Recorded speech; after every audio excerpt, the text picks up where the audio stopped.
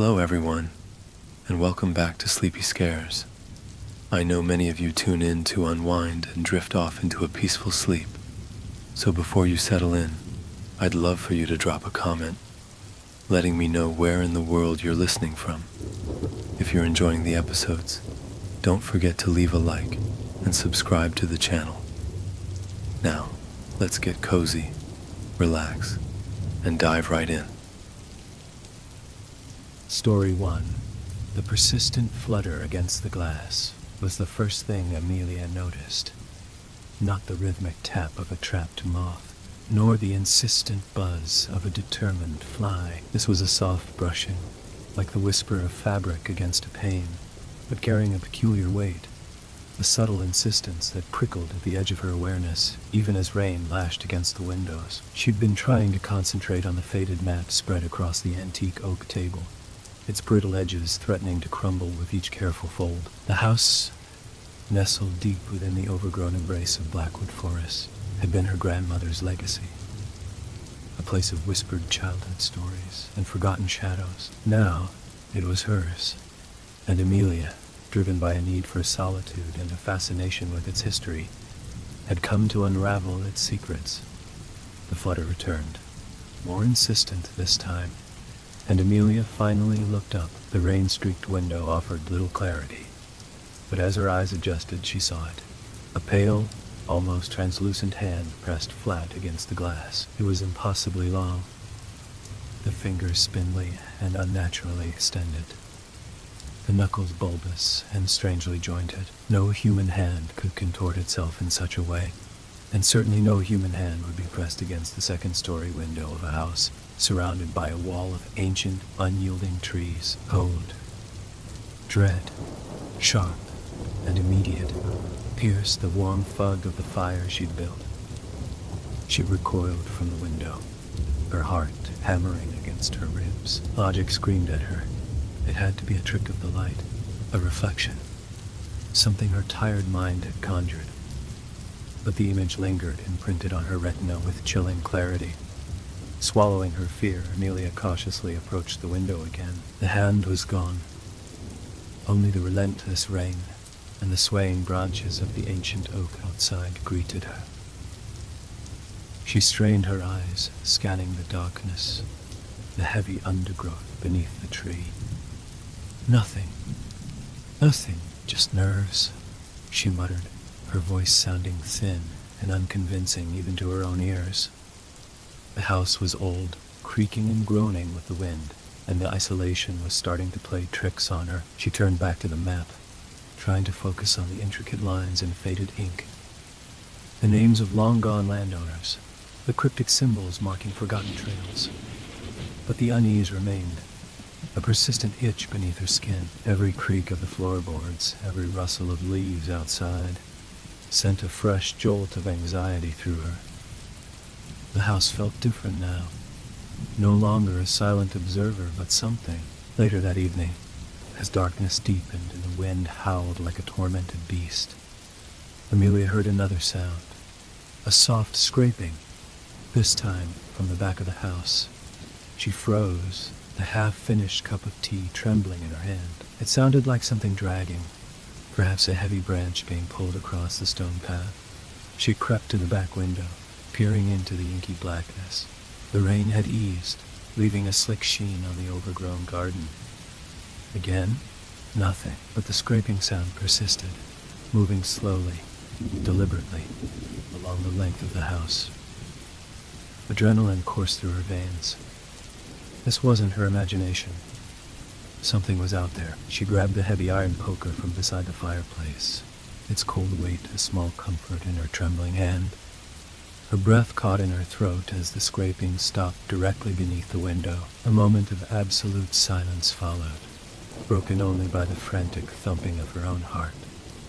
Then, a low, guttural sigh, like air escaping from ancient bellows. It was close.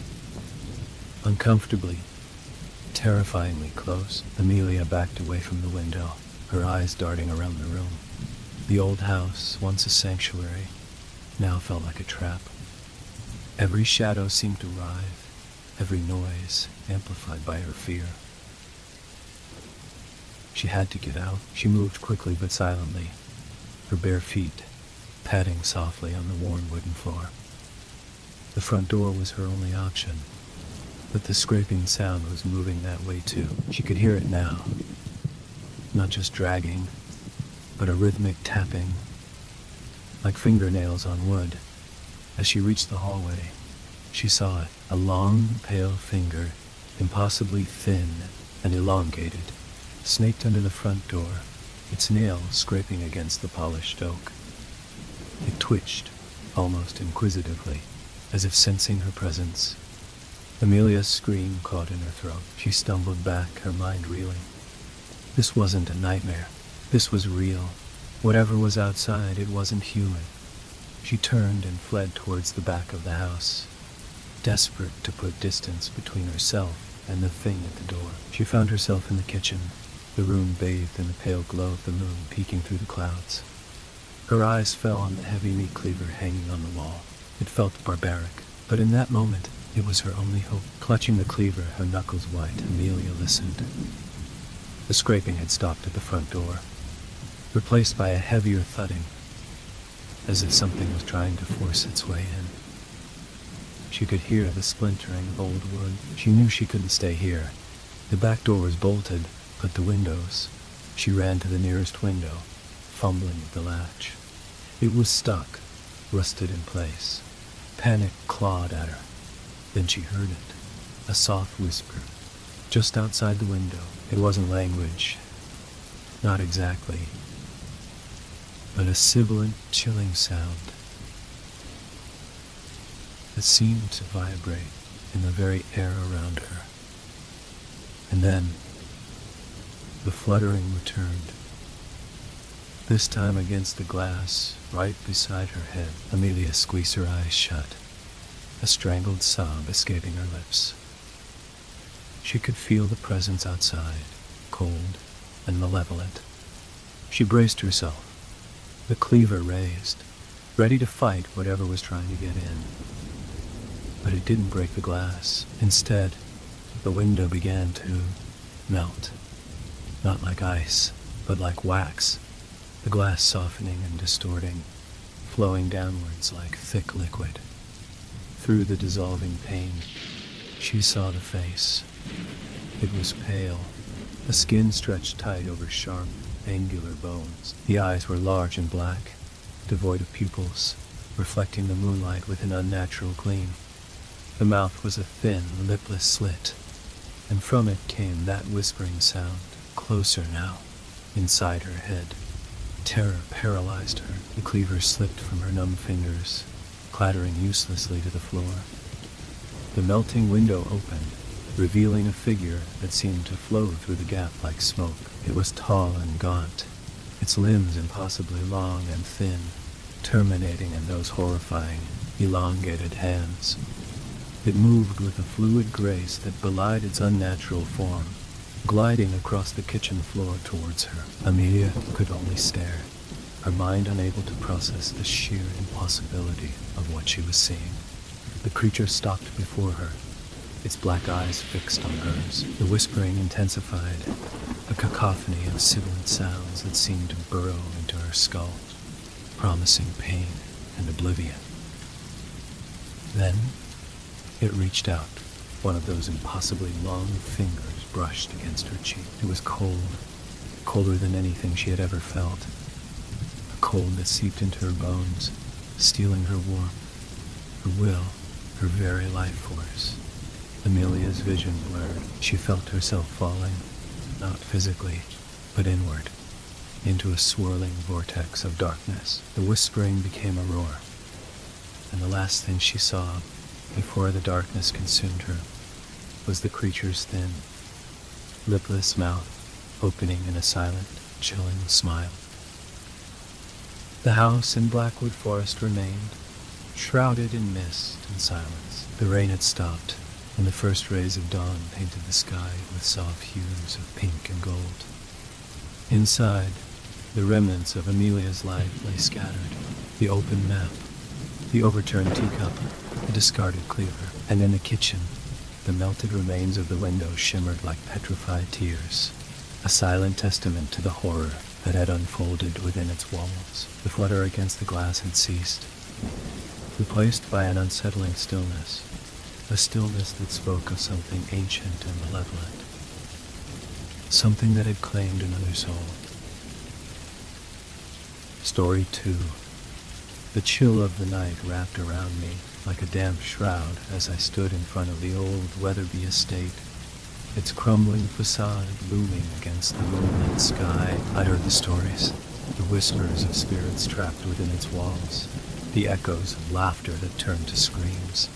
My friends dared me to explore the place, to prove my bravery, but deep down, I felt something more than just fear. It was an insatiable curiosity, a pull that urged me to uncover the truth hidden beneath the layers of dust and time. Are you seriously going in there? Jess's voice trembled beside me, her eyes wide with uncertainty. Her eyes wide with uncertainty. What if something happens to you? Nothing's going to happen, I replied, trying to mask my own anxiety with bravado. It's just a house. A creepy old house. Creepy. It's a death trap, Sam chimed in, his bravado slipping as he shoved his hands into his pockets. I say we just go back to the bonfire. I turned to them, my heart pounding in sync with the thrumming energy of the night. You guys can go back if you want. I need to see inside. There might be something interesting. Interesting like a ghost trying to kill you. Jess shot back, but a nervous laugh escaped her lips. I can't believe you're doing this. Ignoring Jess's protests, I stepped forward, the rusty gate creaking ominously as I pushed it open. A shiver raced up my spine, but I couldn't turn back now. I had to know what secrets this place held. The air inside the house was thick and musty, filled with the scent of decay. I pulled out my phone, its flashlight flickering to life, casting eerie shadows across the grand foyer. Torn wallpaper hung limply from the walls, and the floorboards creaked under my weight. I took a deep breath, the thrill of the unknown igniting my senses. "Hello?" I called out, my voice echoing in the stillness. "Anyone here?" The only answer was the wind howling through the cracked windows, a mournful sound that sent chills racing through me. I felt ridiculous, standing alone in a haunted house, but the thrill of exploration outweighed my fear. As I wandered deeper into the house, I could hear my friends outside, their voices muffled but present. "She's going to get herself killed," Sam muttered, and Jess chimed in with a nervous laugh. "Maybe we should start a ghost hunting club." I rolled my eyes, pushing forward, determined to find something. Anything that would validate my decision to come here. I ran my fingers along the dusty banister, glancing at the faded portraits lining the walls. Their eyes seemed to follow me, watching with a mix of sorrow and malice. Suddenly, a loud bang echoed from the upstairs, a sound that made my heart leap into my throat. I froze, my breath caught in my chest, the thrill of fear flooding my veins. What was that? I whispered to myself, gripping my phone tighter. I glanced back toward the door, tempted to retreat, but the pull of curiosity was stronger. I had to see what was up there. I climbed the staircase, each step protesting under my weight, and the shadows seemed to dance around me as I ascended. At the top of the stairs, a long hallway stretched out before me, doors lining either side, their surfaces marred by years of neglect. I hesitated, my heart racing, as I approached the first door on my right. Pushing it open, I was met with the room swallowed by darkness, the air heavy with the scent of mold. "Hello?" I called again, my voice trembling slightly. "Is anyone here?" Silence answered me, but then I heard it, a soft, haunting hum, a melody so sweet yet so sorrowful that it sent shivers down my spine. It resonated from the far end of the hallway, pulling me closer. I crept down the corridor, the hum growing louder, wrapping around me like a warm blanket. My heart raced as I reached the last door. Its wood splintered and worn. I pushed it open, and the sound reached a crescendo, filling the room with an ethereal light. Inside, a girl sat on the floor, her long hair cascading over her shoulders, fingers dancing over an old music box. She looked up, her eyes wide and filled with a haunting sadness. "You shouldn't be here," she whispered, her voice like a breeze rustling through leaves. "Who are you?" I stammered, my fear giving way to an odd sense of calm. "What are you doing?" "I'm trying to wake them up," she said, her eyes glazing over. "This place is trapped in time." "Trapped?" I repeated, glancing around the room. "What do you mean?" She shrugged, her fingers never stopping their graceful dance over the music box. "The people here, they never left. They're still waiting for someone to remember them." A shiver ran through me. "What happened to them?" "What happened to them? They lost their way," she murmured, her gaze distant. "They thought they could escape, but the house won't let them go." My heart raced as I realized the weight of her words. "You were one of them, aren't you?" Her smile was bittersweet. "I was, but I can help you find a way out. If only you remember us."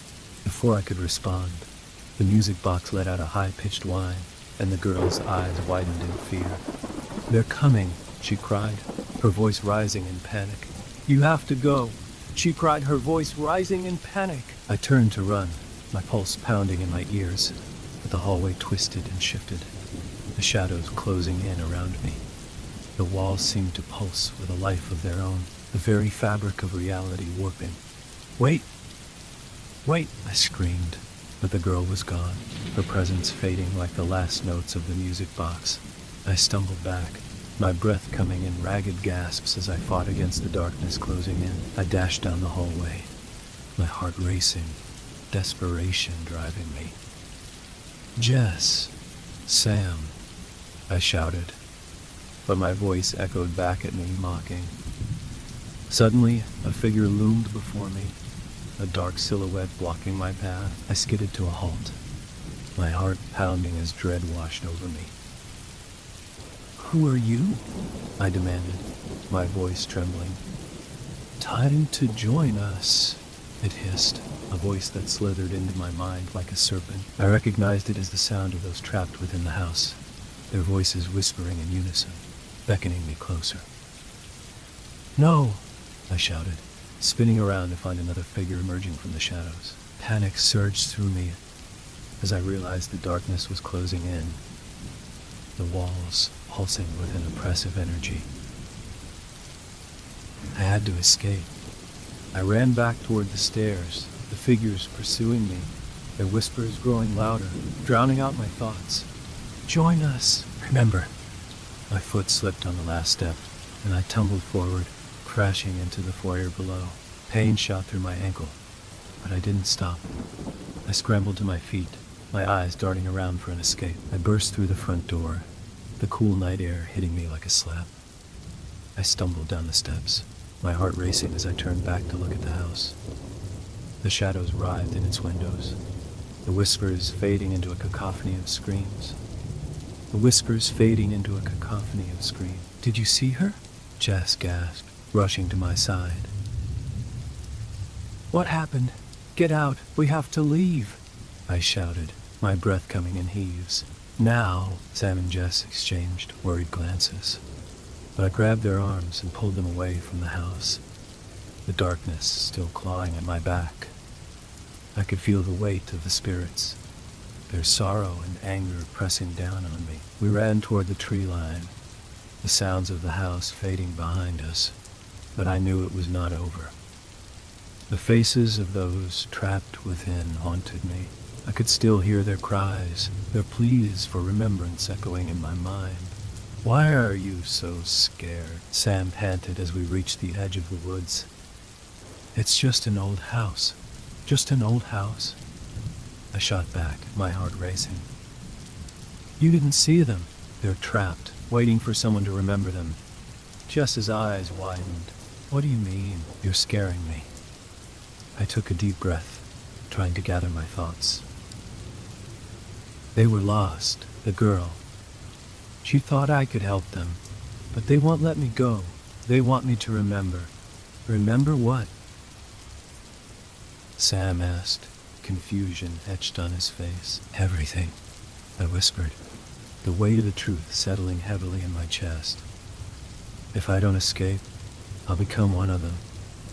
We stumbled through the underbrush, the moonlight casting ghostly shadows around us. The night was alive, with the sounds of rustling leaves and distant howls, but I couldn't shake the feeling that the house was still watching, waiting for my return. As we reached the edge of the woods, I turned back one last time, the looming silhouette of the Weatherby estate, surrounded by darkness.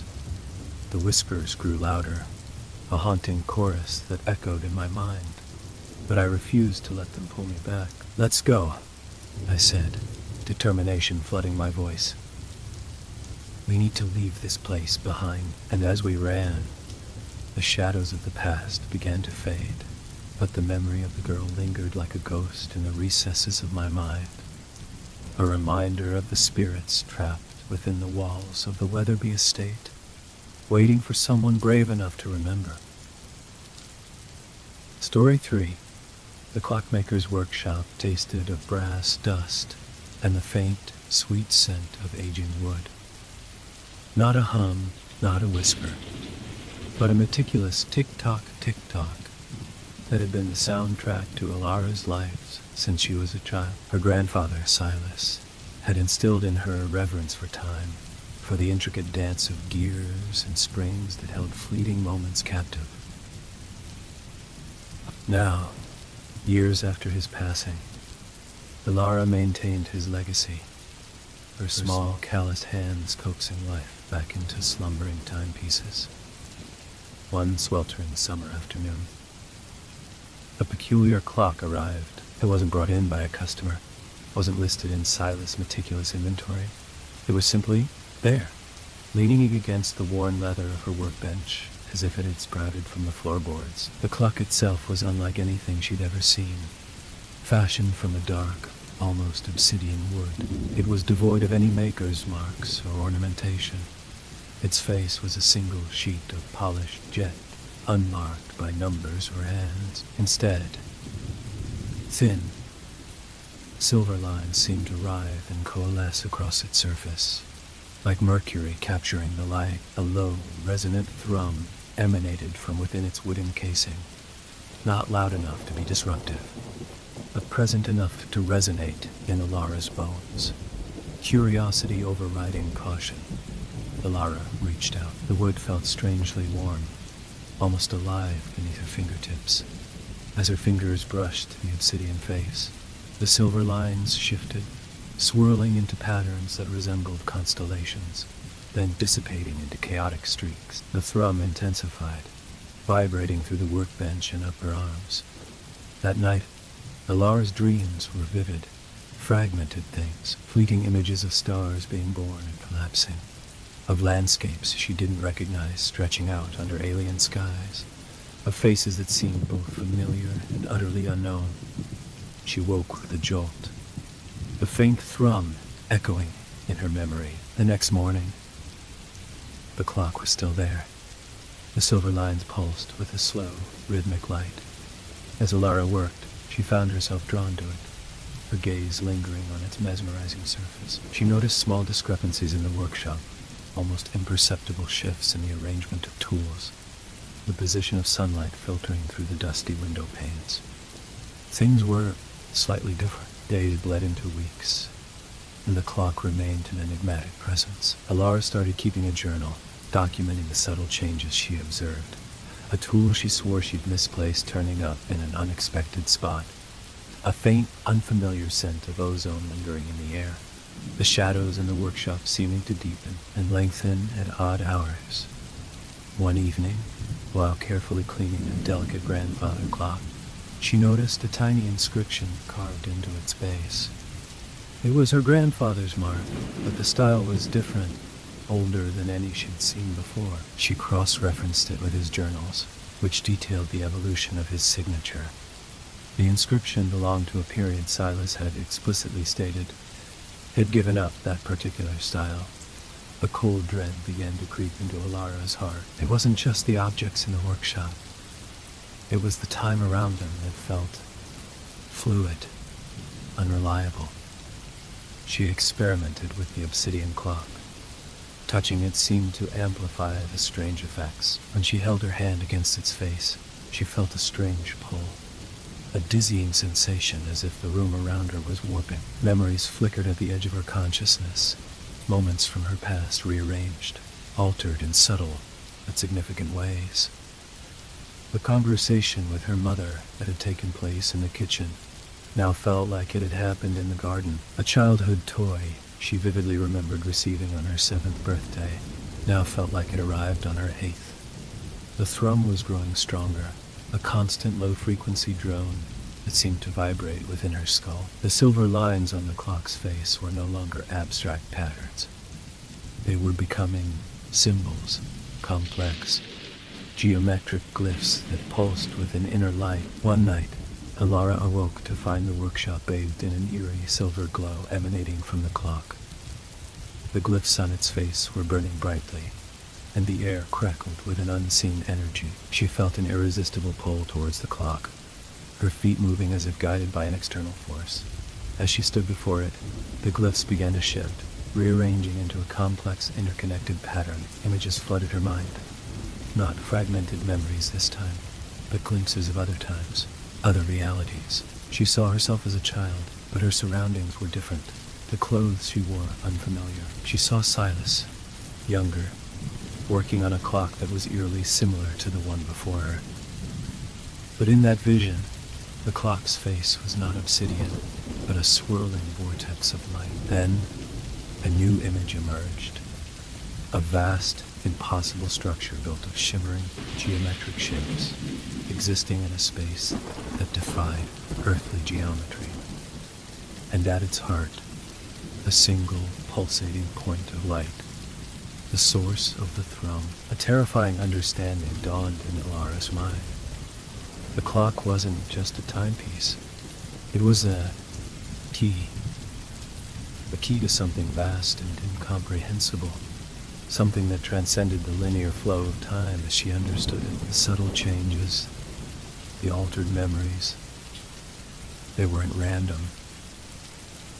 The clock was subtly rewriting the fabric of time around her, pulling threads from different moments, different possibilities. And it was preparing to open a door. Panic seized her. She tried to pull away, but her hand was stuck to the clock's face, drawn by an invisible force. The glyphs on the clock pulsed faster, the silver light intensifying. The workshop around her began to flicker, the familiar tools and workbenches momentarily dissolving into shimmering fragments of other places, other times. She saw a fleeting glimpse of a younger version of herself, standing in a different workshop, reaching out to touch this very clock, as if caught in a loop. A horrifying realization. The clock hadn't simply appeared. It had always been here. Or perhaps it had always been in multiple places, multiple times, its presence subtly influencing the timeline. The thrum became a deafening roar.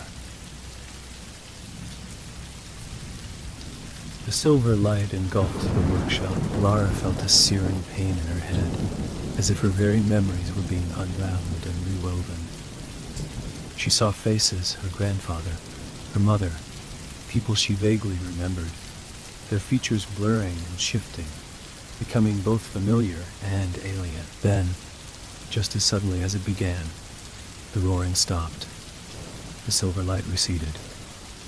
Alara stumbled back, her hand free from the clock's face. The workshop was still there, but it felt different, subtly altered, as if a delicate brushstroke had changed the shading of the entire scene. The obsidian clock remained, the silver lines now still, the thrum reduced to a faint whisper. But the silence that followed was far more terrifying, and Lara knew, with a bone-chilling certainty, that the door hadn't been fully open. The clock was still a key, and the subtle rewrites, the fractured memories, were just a prelude. She no longer saw time as a linear progression. It was a tapestry, and the clock was an instrument that could pluck at its threads, rearranging the patterns, creating new realities. And as she looked at the silent obsidian face, she understood that the horror wasn't some monstrous entity waiting on the other side. The horror was the potential, the infinite possibilities of time itself, now destabilized, susceptible to forces beyond her comprehension. The tick-tock of the other clocks in the workshop suddenly sounded hollow, a mocking reminder of the ordered time she had once taken for granted. Now, in the lingering silence, Lara knew that time was no longer something to be measured, but something to be feared. And the clockmaker's workshop, once a sanctuary of precision and order, had become ground zero for a terrifying new kind of chaos, the quiet hum of potential waiting to unspool. Story 4.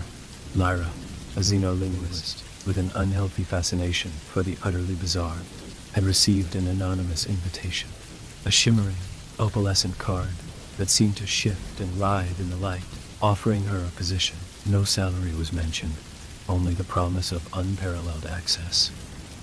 Foolishly, perhaps, she'd accepted. The entrance wasn't a grand archway, but a single, unassuming metal door, flush with the inky surface. There was no handle, just a series of geometric indentations. Hesitantly, Lyra traced the patterns with her gloved fingers. As she completed the sequence, the air around the door thrummed.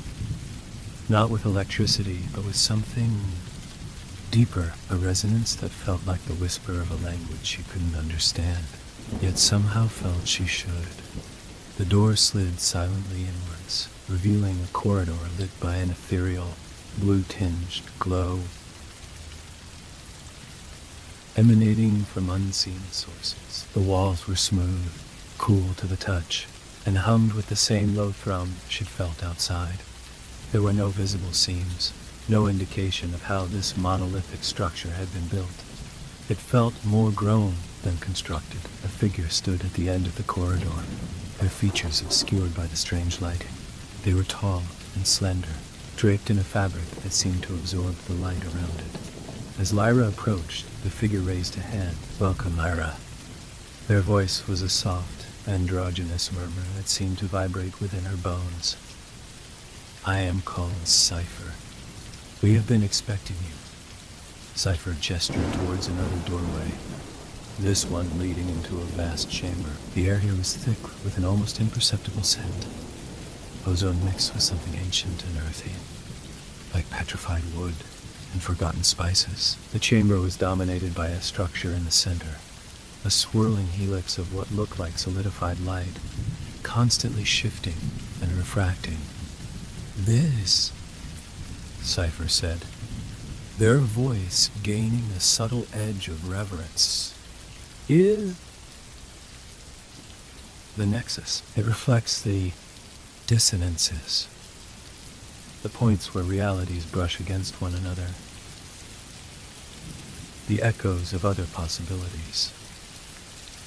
Lyra stared, mesmerized. Within the swirling light she could catch fleeting glimpses.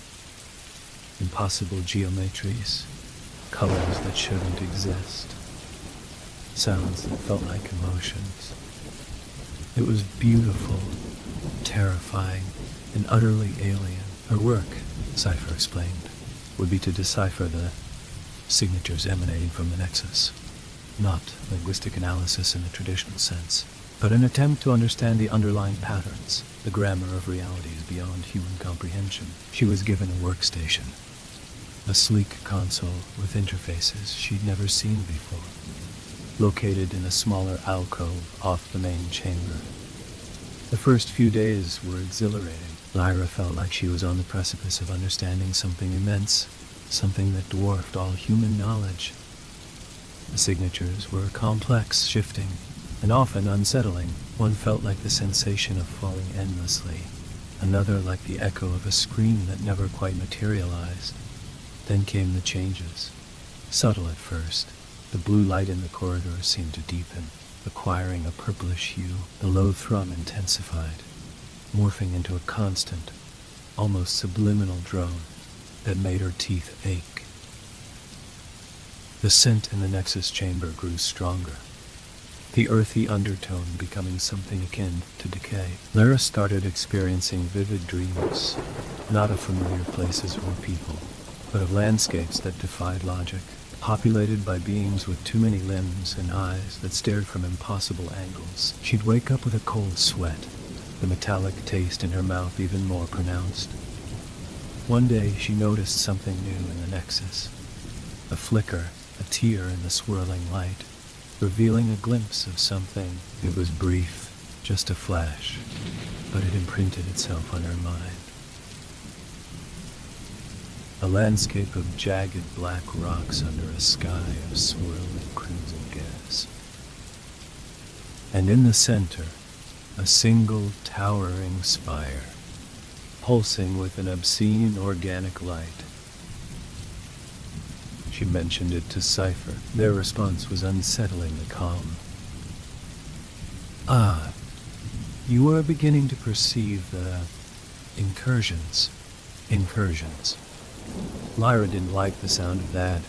Over the next few weeks, the incursions became more frequent, more vivid. She saw fleeting glimpses of monstrous shapes writhing within the Nexus, heard whispers that seemed to crawl from the very air, speaking in a language that resonated with the primal fear buried deep within her DNA. The other personnel. She'd seen a handful of silent figures who moved with an unnerving lack of urgency, began to exhibit strange behaviors. One started muttering to the walls, another developed a peculiar twitch in their left eye, and a third simply vanished. Lara felt a growing sense of dread, a certainty that she had stumbled into something far beyond her comprehension, something ancient and malevolent. The Borealis repository wasn't studying other realities. It was a prison, holding something back, and the Nexus wasn't a window. It was a breach. One evening, while analyzing a particularly disturbing signature that felt like the agony of a dying star, Lyra saw Cypher standing beside the Nexus, their head tilted as if listening to something she couldn't hear. The swirling light around them pulsed erratically, and for a fleeting moment, Lyra saw not a person, but something, elongated, with too many joints and eyes that glowed with an inner cold fire. Terror seized her. She backed away from her console, her heart pounding in her chest. The metallic taste in the air was overpowering now, acrid and sickening. She felt a crawling sensation on her skin, as if unseen things were brushing against her. She had to get out. Lyra turned and fled, her footsteps echoing in the vast chamber. She ran through the blue-lit corridors. The humming intensified, pressing against her eardrums. She could hear whispers behind her, sibilant and chilling, her name being spoken in a language that wasn't meant for human ears. She reached the entrance door, the geometric indentations mocking her with their complexity. Panic threatened to overwhelm her. Her fingers trembled as she tried to recall the sequence. The whispers were closer now, the air vibrating with their presence. Finally, with a desperate lunge, she completed the pattern. The door shuddered, then slid open, revealing the storm-lashed landscape outside. Lyra didn't hesitate. She plunged out into the icy wind, not caring about the cold, the darkness, the driving snow. She ran blindly, away from the obsidian structure that loomed against the horizon, like a monstrous tooth. She didn't look back. She couldn't, because in the brief moment before the door sealed shut behind her, she saw Cypher standing in the opening, their face no longer obscured, their eyes glowing with that same cold inner fire she'd seen in the Nexus. And they smiled, a slow, knowing smile that promised she hadn't escaped at all, that something of the Borealis repository, something of those other realities, had come with her.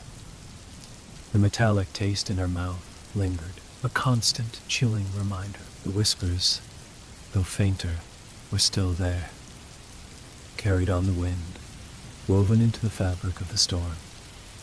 And she knew, with a certainty that chilled her to the bone, that they would never truly leave her. The incursions had begun. She was now a part of them. Story 5. Today, the oppressive stillness was broken by the persistent scratching of her charcoal on paper. Elowen, a sculptor by trade, was attempting to capture the stark, skeletal beauty of a Joshua tree that clawed at the merciless sky outside her window. Frustration gnawed at her. The lines felt lifeless, lacking the visceral tang of the real thing. A sudden gust of wind slammed the apothecary door open, sending a swirl of dust and grit across her workspace. Annoyed, Elowen turned, ready to wedge a forgotten chair against the jamb when she noticed it. Leaning against the wall, almost hidden in shadow, was a small, intricately woven basket. It wasn't made of reeds or straw, but something else. The material was pale and translucent, with a delicate texture like dried onion skin. The weave was so tight, so impossibly fine, it seemed to shimmer in the weak sunlight filtering through the dusty window. Hesitantly, Elowen reached out. The material felt strangely organic, almost alive beneath her fingertips. A folded note tucked into the basket's rim bore a single word. Linnea. A chill prickled the back of Elowen's neck. She hadn't seen another soul since arriving in Salvation Creek 3 weeks ago. Who was Linnea? And how did she know Elowen was here? Over the next few days, the basket became an unsettling focal point in the apothecary. Elowen tried to ignore it, focusing on her sculpting, but her gaze kept drifting back to its delicate, unnerving form. She ran her fingers over the flawlessly interwoven strands, a growing unease twisting in her gut. Felt familiar, yet she couldn't place why. Then, one sweltering afternoon, while absent-mindedly scratching an itch on her forearm, a flake of dry skin came away beneath her fingernail. She looked at it, a tiny, insignificant shred, and then she looked at the basket. The color, the texture, the subtle, almost imperceptible pattern of pores. A wave of nausea slammed into Elowen. The basket wasn't woven from plant fibers. It was woven from skin, human skin. Panic clawed at her throat. She stumbled back, knocking over her stool, her breath coming in ragged gasps. Who would do such a thing? And why leave it for her? That night, sleep evaded Elowen. Every creak of the old building, every howl of the desert wind sounded like approaching footsteps. She barricaded the door with a heavy oak counter and slept with a rusty pestle clutched in her hand. The next morning, the basket was gone. In its place, lying on the dusty floor where the basket had been, was another woven object. This one was larger, more complex. A small mat, perhaps, or decorative wall hanging. Craftsmanship was even more exquisite. The weave impossibly tight, forming intricate geometric patterns. And the material, it was undeniably skin. Different skin. Darker, smoother. Another note lay beside it. You have the eye, Elowen. The touch. You have the eye. Terror warred with a morbid curiosity. Who was Linnea? And what did she want? Elowen felt a sickening fascination with the strange artistry. The precision, the patience required to create such things. It bordered on the obsessive. Days turned into a week. Each morning, a new creation would appear. A delicate pouch, a strangely shaped figurine, a series of interconnected rings. Each piece was crafted from different types of skin, some pale and freckled, others taut and scarred.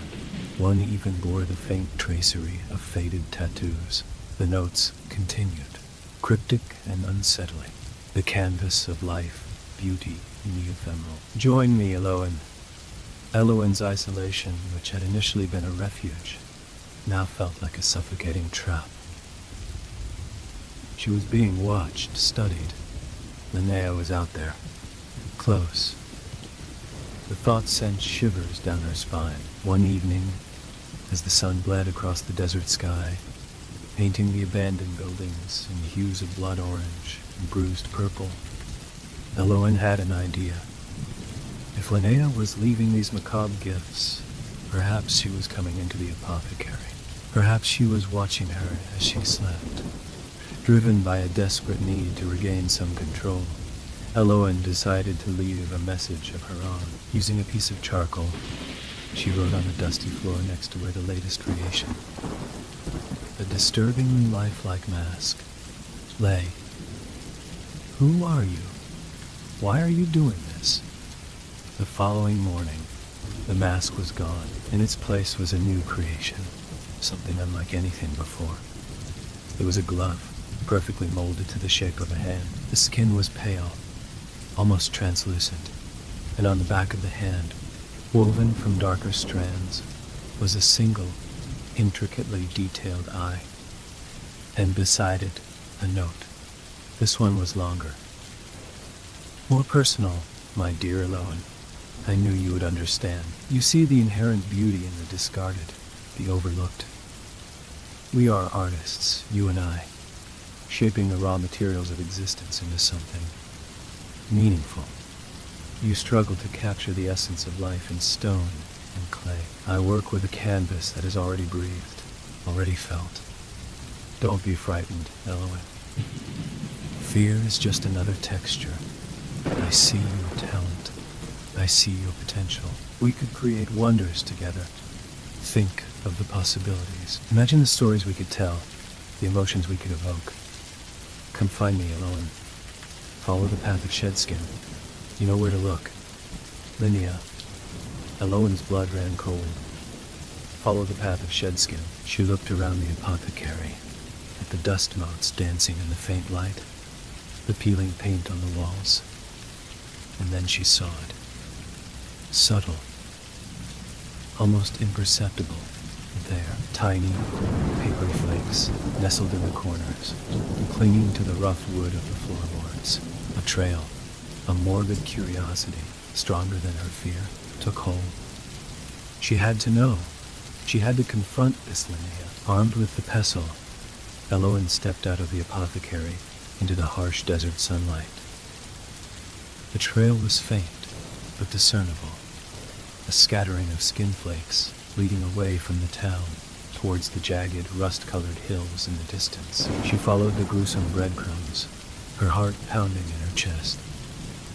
The trail led her through the skeletal remains of other abandoned buildings, past rusted mining equipment, deeper into the desolate landscape. The air grew thick with the scent of dry earth and something else, something subtly metallic.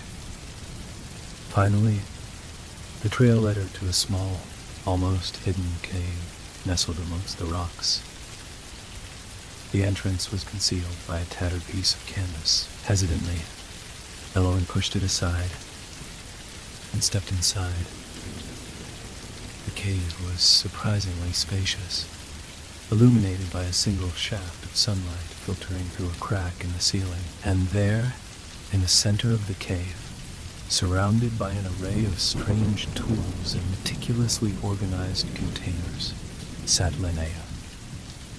She was an older woman, her face etched with lines of experience and a strange, unsettling serenity in her eyes. Her hands, nimble and sure, were working on a new creation.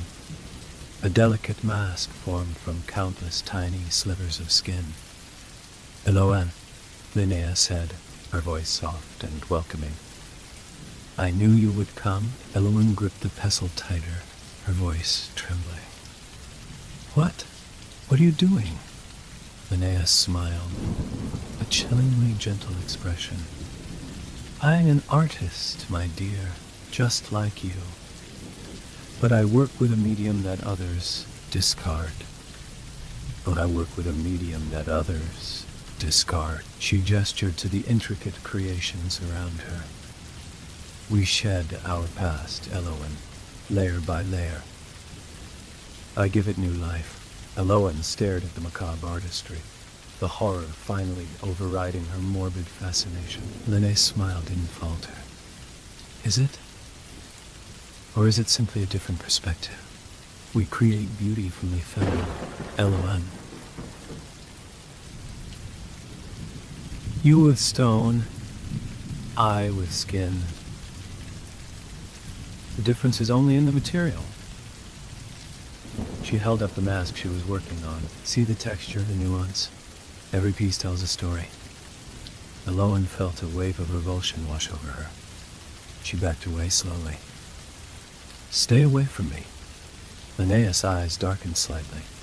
But Elowen, we could create such magnificent things together. Imagine a tapestry woven from the tapestry of life itself.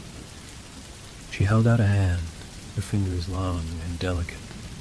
Join me. Elowen turned and fled, scrambling out of the cave and back into the blinding sunlight. She didn't stop running until she reached the outskirts of Salvation Creek. The image of Linnéa's serene, unsettling smile burned into her mind. She never looked back.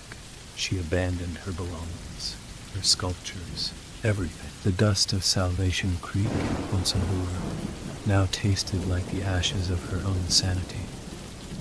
She carried with her the chilling knowledge of the artist who found beauty in the discarded, who saw potential in the remnants of others, and a gnawing fear that somewhere, out in the vast emptiness of the desert, Linnea was still weaving, still creating, waiting for her to shed another layer. Story 6. The flickering neon sign of Granny Flo's fritters cast an uneven glow onto the rain-slicked asphalt. Inside, the air hung thick and sweet, not with the sugary scent of donuts, but with the cloying aroma of overripe mangoes and something else, something vaguely metallic. This wasn't your typical late-night greasy spoon. Barney Quill, a man whose ambitions peaked at owning a particularly comfortable armchair, found himself here because of a wrong turn and a desperate need for coffee. He pushed open the door, a chip bell tinkling weakly above his head. Behind the counter, a woman with eyes like polished obsidian and hair the shade of charcoal meticulously arranged a pyramid of what looked like deep-fried orbs. Her name tag read Serafina. Serafina, evening, Barney mumbled, the greasy tang of the air already clinging to his clothes.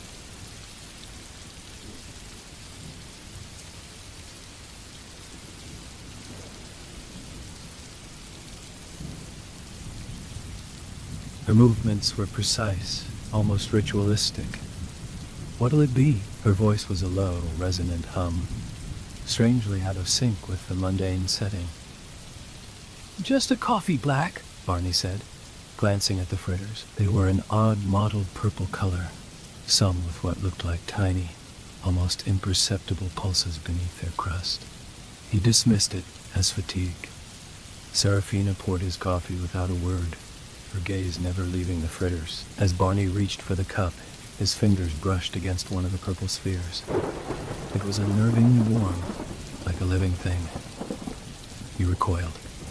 Careful, Serafina said, finally meeting his eyes. Her gaze was unsettlingly intense, devoid of any warmth. They're particular. Barney took a step back, a prickle of unease crawling up his spine. What are they exactly? Serafina's lips curved into a smile that didn't reach her eyes. Something special. Something harvested. He paid for his coffee. The silence in the small shop amplifying the rhythmic dripping of rain outside. He wanted to leave, to dismiss the oddness as the product of a long day. But something held him there. A morbid curiosity mixed with a growing sense of dread. The man entered the shop, his face gaunt, his eyes wide and bloodshot. His name, Barney vaguely recalled from the local paper, was Elias Thorne, the neighborhood insomniac. Elias shuffled to the counter, his gaze fixated on the fritters. "Serafina?" Elias croaked, his voice raspy. You got more of the night blooms?" Serafina's smile widened. "Freshly made." She gestured to the purple pyramid. Elias's hand trembled as he reached for one.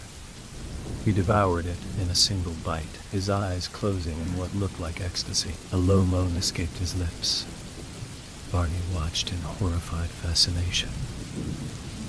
There was something deeply wrong here. The way Elias ate the fritter wasn't like enjoying a treat. It was like satisfying primal hunger. They help me sleep," Elias whispered, his eyes now shining with an unnatural light. "The only thing that does.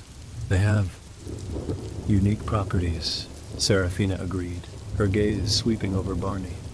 A predatory glint in her eyes. Barney clutched his coffee cup tighter. He needed to leave. Now. But as he turned towards the door, he saw another figure standing in the rain-streaked window. It was a woman, her face pale and drawn, pressing her nose against the glass, her eyes glued to the fritters. He'd seen her around. Her name was Isolde, a notoriously anxious artist who lived down the street. Isolde frantically knocked on the glass, her eyes pleading. Serafina unlocked the door, and Isolde stumbled in, her body trembling. "Please," she gasped, her voice barely a whisper. "I need one. Just one." Serafina offered her a fritter. Isolde snatched it and consumed it with the same desperate fervor as Elias. As she chewed, a strange calmness washed over her face, replacing the anxiety with a vacant serenity. Barney felt a cold dread grip his heart. These weren't ordinary fritters. They were something else, something addictive. And the way Serafina looked at her customers like a farmer admiring her livestock. It was chilling. He backed away slowly, his eyes darting between Serafina and her enraptured customers. He didn't understand what was happening, but every instinct screamed at him to escape. He reached the door, his hand hovering over the handle. When Serafina spoke, her voice soft but carrying. "Don't you want to try one, Barnaby?" He froze. How did she know his name? He hadn't told her.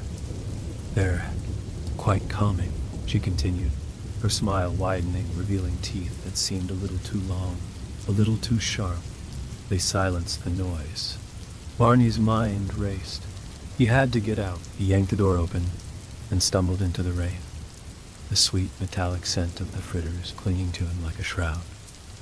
He ran blindly, the image of Elias's ecstatic face and Isolde's vacant serenity seared into his mind.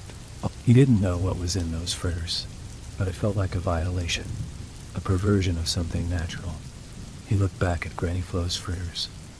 The neon sign flickered, casting an eerie purple glow on the street. More figures were now huddled outside, their faces pressed against the glass, their eyes fixed on the fritters within. He kept running, the rain washing over him, desperately trying to cleanse the horrific sweetness from his senses. He could still smell them, though. That cloying mango metallic tang, a phantom scent clinging to the back of his throat. The next day, the local news reported a strange phenomenon. Several residents were exhibiting an unusual lethargy, a complete lack of anxiety or stress. They were described as placid, almost docile, a common thread. They had all been seen at Granny Flo's fritters the previous night. Barney read the article, a cold knot tightening in his stomach. He knew what was happening. Serafina's fritters weren't just addictive. They were altering people, dulling their anxieties, silencing their fears. But at what cost? He tried to warn people, to explain what he had seen, but his words were met with skepticism, even ridicule. He sounded like a paranoid conspiracy theorist. Meanwhile, the lines outside Granny Flo's fritters grew longer. People craved that unnatural calm, that stolen peace. One evening, drawn by a morbid curiosity he couldn't shake, Barney found himself back near the shop. The street was eerily quiet. The rain had stopped, and the air was thick with that sickeningly sweet aroma. He peered into the window. The shop was packed. People sat at the small tables, their faces serene, their eyes glazed over, slowly munching on purple fritters. Elias and Isolde were among them, their expressions identical, a blissful emptiness. Behind the counter, Serafina moved with a quiet efficiency, her obsidian eyes gleaming. She looked up, and her gaze met Barney's through the window. A slow, knowing smile spread across her lips. She raised a purple fritter, offering it silently. Barney backed away, a wave of nausea washing over him. He finally understood. The night blooms weren't harvested. They were cultivated, and the cost of their artificial tranquility was the very essence of what made people, people. Their anxieties, their worries, their very struggles, these were being consumed. Leaving behind hollow shells, he turned and fled. The image of Serafina's knowing smile burned into his memory. He knew that the sweet metallic scent would haunt him forever, the constant reminder of the insidious darkness that could masquerade as comfort, the horror that could bloom in the most unassuming of places, disguised as a simple treat. He would forever carry the knowledge of the silent, insidious takeover, one purple fritter at a time. Story 7. The old house stood on a hill overlooking the town. A gaunt, skeletal finger pointing towards a perpetually overcast sky. Ivy, thick as pythons, choked its stone walls, and the windows, like vacant eyes, stared out with an unsettling emptiness. Locals whispered about it, about the family who vanished, the strange lights sometimes seen in the upper windows. The chilling silence that seemed to cling to its very foundations. I, of course, being a stubborn, thrill-seeking writer named Elias, was drawn to it, like a moth to a flickering, potentially deadly flame. My editor, bless his skeptical heart, had tasked me with writing a piece on local legends, hoping I'd uncover some overlooked historical gem. Instead, I'd become obsessed with the Blackwood Manor, the house on the hill. I'd read every faded newspaper clipping, every hushed online forum post, piecing together a fragmented narrative of tragedy and unexplained departures. The Blackwood family, once prominent in the town, had simply ceased to exist. No bodies were found, no definitive explanation offered, just an eerie void in the town's collective memory, ignoring the well-meaning warnings of the town's elderly librarian, a woman who regarded the manor with a palpable fear. I decided to spend the night inside, armed with a flashlight, a voice recorder, and a healthy dose of misguided bravado. I approached the imposing wrought iron gates. They groaned open with a sound like a long suppressed sigh, as if the house itself was reluctantly acknowledging my presence. The air inside the property was instantly different, heavy, stagnant, and carrying a faint metallic tang that I couldn't quite place. The path to the front door was overgrown, stones jutting up through the weeds like crooked teeth. The front door itself was massive, oak darkened with age and studded with iron. Surprisingly, it wasn't locked. A simple turn of the handle, and I was inside. The interior was plunged into near darkness, the only light filtering through the grimy windows, casting long, distorted shadows that danced with every movement. The air was thick with the scent of dust and decay, and an underlying sweetness that made my stomach churn. The silence was oppressive, broken only by the frantic thumping of my own heart. The grand foyer was a testament to former grandeur, a sweeping staircase with intricately carved banisters, a faded tapestry depicting a hunting scene, and a chandelier choked with cobwebs. But now, decay had set in. Plaster crumbled from the walls. The tapestry was moth-eaten, and the once gleaming wood floor sagged ominously under my feet. I turned on my flashlight, its beam cutting a hesitant swathe through the gloom. The silence in the house seemed to press in, amplified by the stories I had read, the whispers I had heard. Every creak of the floorboards, every rustle of unseen things, sent a jolt of adrenaline through me. I started to explore, moving slowly, methodically. The living room held remnants of a life abruptly left behind. A half-finished game of chess on a dusty table, a book lying open on an armchair, its pages yellowed and brittle. Upstairs, the bedrooms were eerier still. The child's room, painted with whimsical animals, contained a rocking horse frozen mid-rock, and scattered toys that seemed to wait for unseen hands to pick them up. A master bedroom held a 4-poster bed with the impression of bodies still visible in the dust of the mattress. As I delved deeper into the house, a creeping sense of unease began to settle over me. It wasn't just the darkness or the decay. It was something else, something intangible. A feeling of being watched, of a presence lurking just beyond the edge of my vision. The air grew colder, and the metallic scent became more pronounced, tinged with a new, sickly sweetness that reminded me of overripe fruit. In the library, surrounded by towering shelves filled with silent books, I found a small, leather-bound diary. Its pages were brittle and yellowed, the ink faded, but I could still make out the elegant script. It belonged to Eleanor Blackwood, the matriarch of the family. Her early entries spoke of a happy life, of a loving husband and children, but as I turned the pages, a darker tone began to emerge. Whispers of sleepless nights, of strange noises in the house, of shadows flickering in the corners of her eyes. She wrote of a growing fear, an unnamed dread that seemed to permeate the walls of the manor. The later entries became increasingly frantic, fragmented, hinting at something malevolent, something unseen that was tightening its grip on their lives. She wrote of her children's nightmares, of her husband's increasing paranoia, of a feeling that the house itself was alive, watching them, consuming them. The last entry was chillingly simple. It's inside the walls now. We can't escape. A sudden, sharp crack from upstairs made me jump, the diary slipping from my trembling hands. My heart hammered against my ribs, a frantic drumbeat in the oppressive silence. I told myself it was just the settling of the old house, the wind in the eaves, anything but what my instincts screamed at me. But then I heard it, a faint, whispering sound, like dry leaves skittering across a stone floor. It seemed to be coming from the hallway outside the library.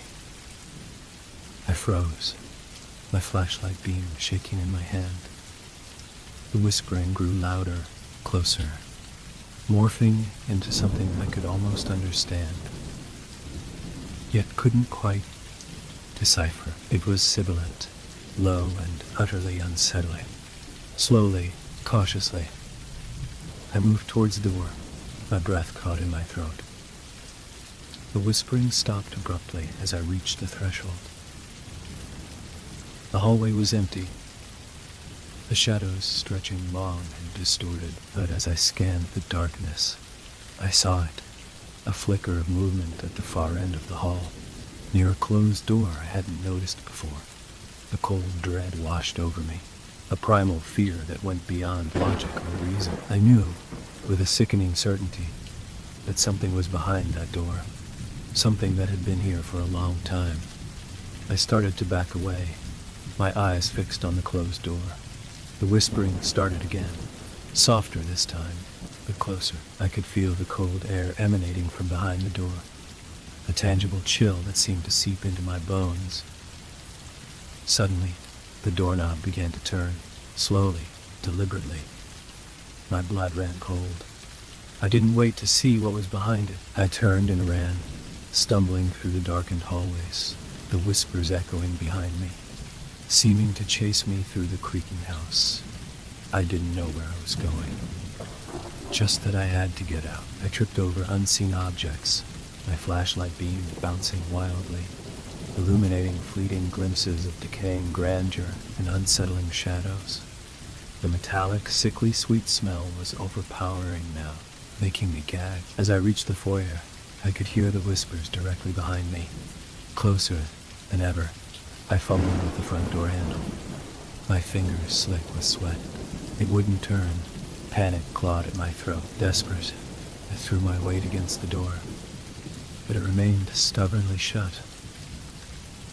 The whispers were right at my back now, a chorus of sibilant voices that seemed to be speaking my name.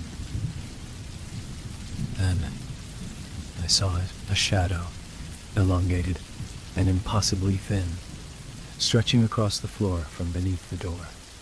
It moved, not with the wind, but with a life of its own, reaching towards me like a grasping claw. I screamed, a raw, primal sound that tore through the oppressive silence of the house. I threw myself back, away from the door, landing hard on the dusty floor. The shadow retreated, disappearing back under the door. I scrambled to my feet, my mind filled with a desperate urgency. The windows? I had to get to a window.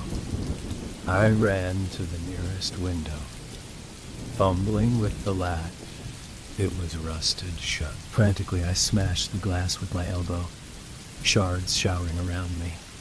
A rush of cold night air filled the room, carrying the scent of damp earth and freedom. Without hesitation, I clambered through the broken window, ignoring the sharp edges that tore at my skin. I didn't stop running until I was far away from the house, the gaunt silhouette receding into the darkness behind me. I never went back to Blackwood Manor. I never wrote the story. The memory of that night, the whispers, the feeling of being watched, the shadow beneath the door, is enough to send a shiver down my spine even now. The house still stands on the hill, overlooking the town, its vacant windows staring out with that unsettling emptiness. And sometimes, late at night, when the wind is just right, the locals say they can still hear faint whispers carried on the breeze, whispers that seem to emanate from the old house on the hill, a chilling reminder of the darkness that lies within its darkness walls, a darkness that, perhaps, never truly left. Story 8. The old house stood on a knoll overlooking the gray expanse of the North Sea.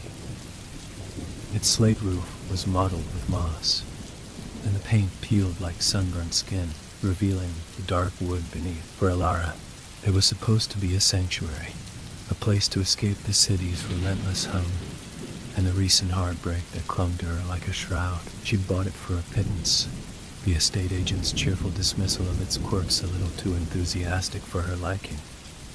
The first few days were peaceful. The wind howled a mournful tune outside, but inside, wrapped in thick blankets, Alara found a strange sort of solace.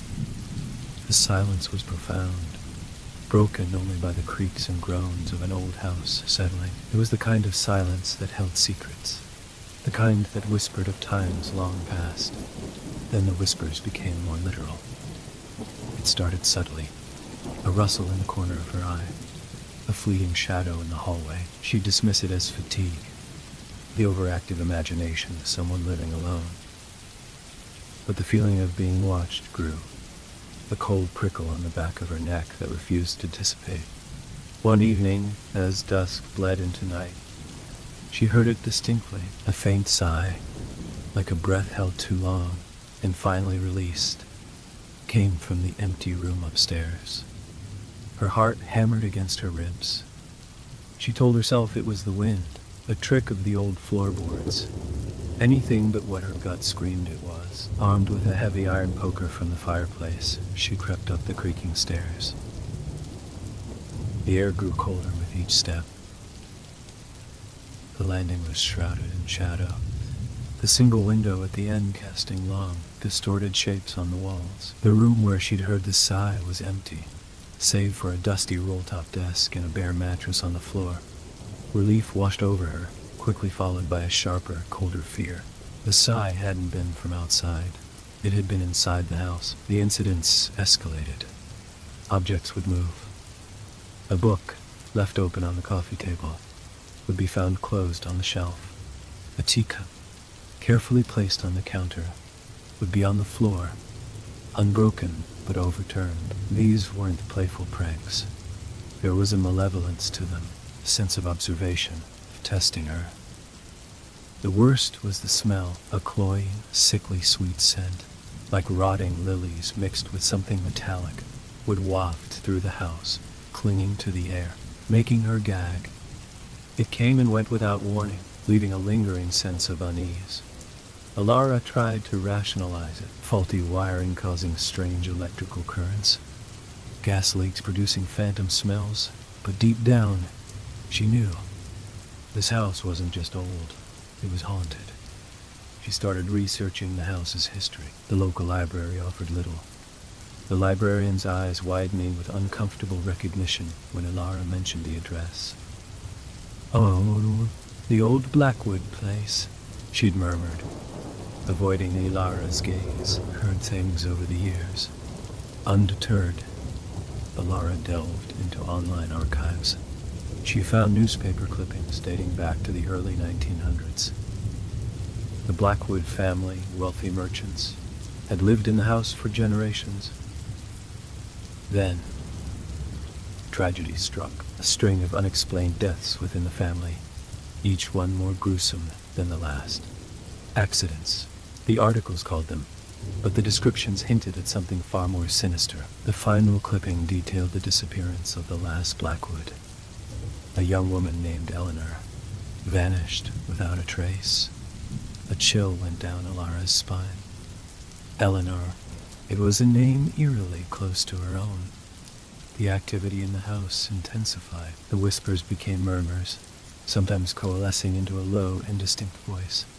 She'd catch snippets, phrases she couldn't quite decipher, laced with a chilling sorrow. The shadows became more defined, darker, lingering longer. She'd see them in the periphery, tall, gaunt figures that dissolved when she turned to face them. One night, she woke to find the bedroom door slowly creaking open. The hallway was pitch black, but she could feel a presence there, an icy wave washing over her. She pulled the covers up to her chin, her heart pounding a frantic rhythm. A long, skeletal finger, impossibly pale, slipped through the gap in the door. Its touch was like ice, burning cold against the wood. Alara screamed, a raw, primal sound that ripped through the silence.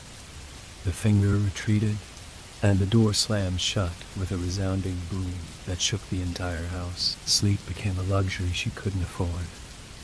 Every creak, every sigh, every shadow sent her heart racing. She lived in a state of perpetual fear, her nerves frayed, her mind teetering on the edge of panic. She tried to leave. She packed a bag, her hands shaking so badly she could barely fasten the zippers.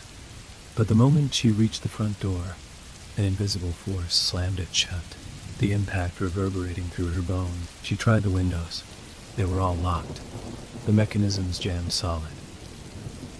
She was trapped. The entity, whatever it was, didn't want her to leave. The voice grew stronger, more insistent. It spoke her name, a soft, mournful whisper that seemed to come from everywhere and nowhere at once. Alara, Eleanor. It sighed, the sound thick with longing and despair. One afternoon, while exploring the attic, a space she'd avoided until now, she found a small, leather-bound diary hidden beneath a loose floorboard.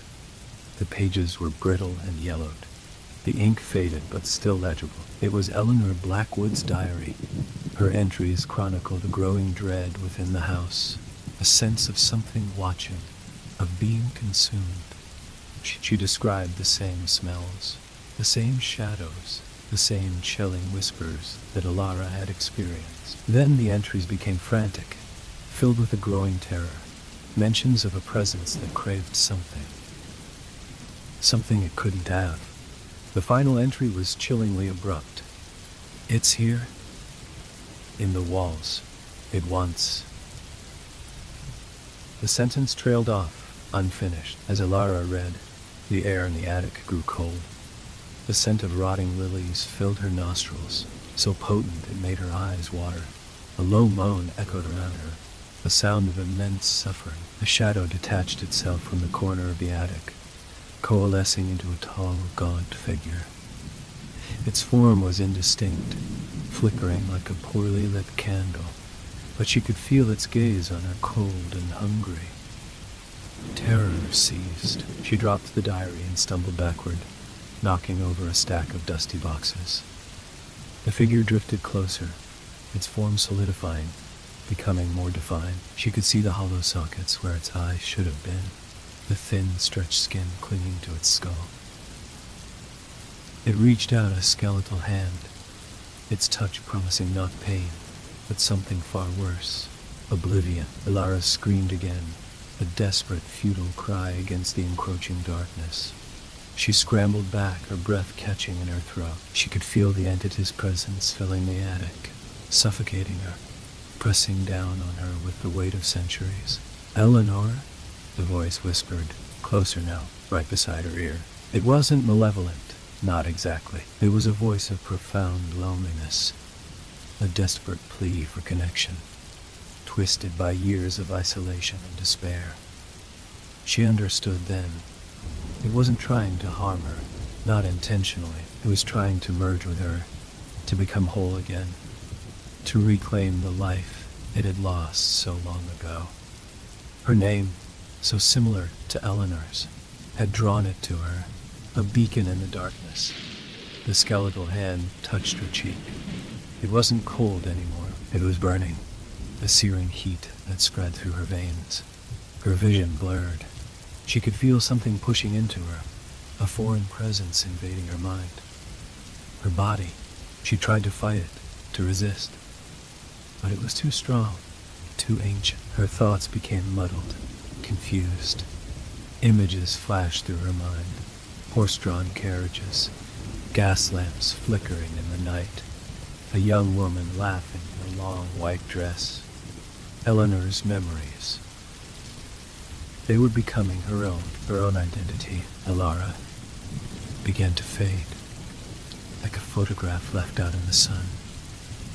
The fear receded, replaced by a deep, aching sadness, a longing for a life she had never lived. The entity's presence intensified, consuming her, dissolving the boundaries of herself. Her body felt heavy, unfamiliar. She looked down at her hands, and they seemed longer, thinner, the skin almost translucent. The last vestiges of Alara's consciousness screamed in protest. A final, desperate cry before being swallowed by the encroaching darkness. The figure in the attic stood still, its form now solid, its hollow eye sockets filled with a faint, ethereal light. It looked down at its hands, flexing its long, slender fingers. A faint smile touched its lips, a sad, knowing smile. Finally, it whispered, the voice now a blend of Eleanor's sorrow and Alara's fading fear. The scent of rotting lilies filled the attic completely, masking the dust and decay. The house was silent once more, the restless spirit finally at peace, its loneliness assuaged. But in the heart of the old house, something new had taken root, a merging of two souls, forever bound within the decaying walls, waiting for the next whisper of the wind, the next unsuspecting visitor who might share a name, a face, a spark of life that was so desperately craved. The house on the knoll overlooking the gray sea remained, watchful and waiting, its silence deeper, its secrets more profound than ever before. Story 9. The email arrived on a Tuesday. The subject line simply reading, "The Blackwood property." For Clara, a struggling artist, perpetually on the precipice of eviction, it was a lifeline, if a slightly unnerving one. Her eccentric great-aunt Matilda, a woman she barely knew, had passed away and bequeathed her house, a secluded, rambling Victorian in the heart of Blackwood Forest, known for its oppressive silence and a history whispered about in hushed tones by hushed tones. But the locals, Clara, a pragmatic soul despite her artistic inclinations, dismissed the unsettling rumors as folklore. She needed a place to live, and free was free. The bus ride to the nearest town, Oakhaven, felt like a journey back in time. The air grew heavy, the trees taller and denser, their branches intertwining to form a perpetual twilight. Oakhaven itself was a collection of gray stone buildings, their windows like vacant eyes, and the townsfolk regarded her with a mixture of curiosity and veiled apprehension. The key, heavy and intricately carved, felt cold in her hand. The walk to the house was a mile along a rutted path, the silence of the forest broken only by the rustling of unseen things in the undergrowth. The house loomed before her, a gothic silhouette against the fading light. It was grand, yes, but undeniably decaying, its dark wood siding peeling like sunburned skin, its windows like vacant sockets staring into the soul of the forest. The air inside was thick with the scent of dust, and something else, something subtly metallic and faintly sweet, like overripe fruit. Sunlight barely penetrated the grimy windows, casting long, eerie shadows. Clara spent the first few days cleaning, trying to exorcise the ghosts of the past. She found dusty portraits of stern-faced ancestors, moth-eaten tapestries depicting gruesome hunting scenes, and a library filled with leather-bound books whose titles sent a shiver down her spine. The Anatomy of Melancholy, Demons and Their Direct Odes, The Language of Flowers, and Their Hidden Meanings. The first unsettling incident was subtle. A whisper. She'd been in the kitchen, washing a teacup, when she distinctly heard her name. A soft sigh of Clara from just behind. She rolled around, heart pounding, but the room was empty. Thinking it was fatigue, she shrugged it off. Then came the sounds. Late at night, when the silence of the forest pressed against the house like a physical weight, she heard them, scratching noises from within the walls, like tiny claws dragging across wood. Sometimes it sounded like something heavy being dragged across the attic floor. She investigated, of course, armed with a flashlight, but found nothing, only cobweb-laden emptiness and the unsettling feeling of being watched. As the days bled into weeks, the occurrences escalated. Doors would creak open on their own, a gust of icy air accompanying them even on still nights. Objects would move, a book falling from a shelf, a chair shifting slightly in the corner of her eye. The metallic sweet scent which she had initially dismissed grew stronger, permeating the air, clinging to her clothes. It made her nauseous. Her head throbbed constantly. One evening, while sketching in the library, she felt a cold breath on the back of her neck. She whipped around, and this time she saw it. A flicker of movement in the shadows, like something tall and gaunt retreating to the darkness. Fear, cold and sharp, pierced through her denial. This wasn't just an old house with settling noises. Something was here. She started researching her great-aunt Matilda. The locals were tight-lipped, their eyes darting away when she asked about the Blackwood property. But in the Oakhaven library, amongst dusty local history archives, she found snippets, whispers of strange rituals, of disappearances, of a darkness that clung to the Blackwood family line. Matilda, it seemed, had been a recluse, a figure of fear and suspicion. One particularly chilling entry mentioned a hidden room, a place where the veil between worlds was thin. Driven by a growing dread, Clara began searching for this room. She tapped on walls, measured dimensions, her heart hammering with each creak and groan of the old house. Finally, behind a bookshelf in the library, she found it, a section of the wall that sounded hollow. What are reading around in the room? The section of the wall that sounded hollow. With trembling hands, she ran her fingers along the edge, finding a nearly invisible seam. A push, a click, and a section of the wall swung inwards, revealing a narrow, dark passage. The metallic sweet scent was overpowering here, thick and cloying. Hesitantly, Clara stepped inside. The passage led to a small circular room, its walls lined with strange symbols painted in what looked like dried blood. In the center of the room was a stone pedestal, and on it lay a tarnished silver locket, intricately engraved with a motif of thorny vines. As Clara reached for the locket, a voice, ancient and rasping, echoed in the room. It seemed to come from everywhere and nowhere at once. "You shouldn't have come here, child." Terror seized her. She stumbled back, knocking over a small wooden box tucked into a corner. It spilled open, revealing dried herbs, strange stones, and a handful of human teeth. The scratching sounds from within the walls intensified. Closer now, frantic. The shadows in the room seemed to writhe and deepen. The air grew heavier, pressing down on her chest, making it hard to breathe. She could feel something moving just beyond the edge of her vision. Something tall and gaunt, its presence radiating malevolence. Turning, she fled back down the passage, the rasping voice echoing behind her, closer, more insistent. She burst back into the library, slamming the secret door shut, her heart pounding against her ribs like a trapped bird. But it was too late. The scratching was no longer confined to the walls. It was coming from inside the room, from the shadows that clung to the corners. She could see them now, the gaunt figures, their limbs unnaturally long and thin, their eyes glowing with a malevolent red light. They were emerging from the darkness, their movements jerky and unnatural, their silence more terrifying than any scream. Clara backed away, her eyes wide with horror. She could feel the house itself turning against her, the floorboards creaking under unseen weight, the air thick with a palpable sense of dread. The metallic sweet scent permeated everything, coating her tongue, filling her lungs. One of the figures lunged, its skeletal hand reaching for her.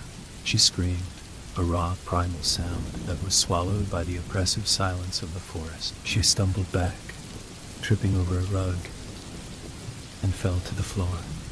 The figures were closing in, their silent, predatory movements sending shivers down her spine.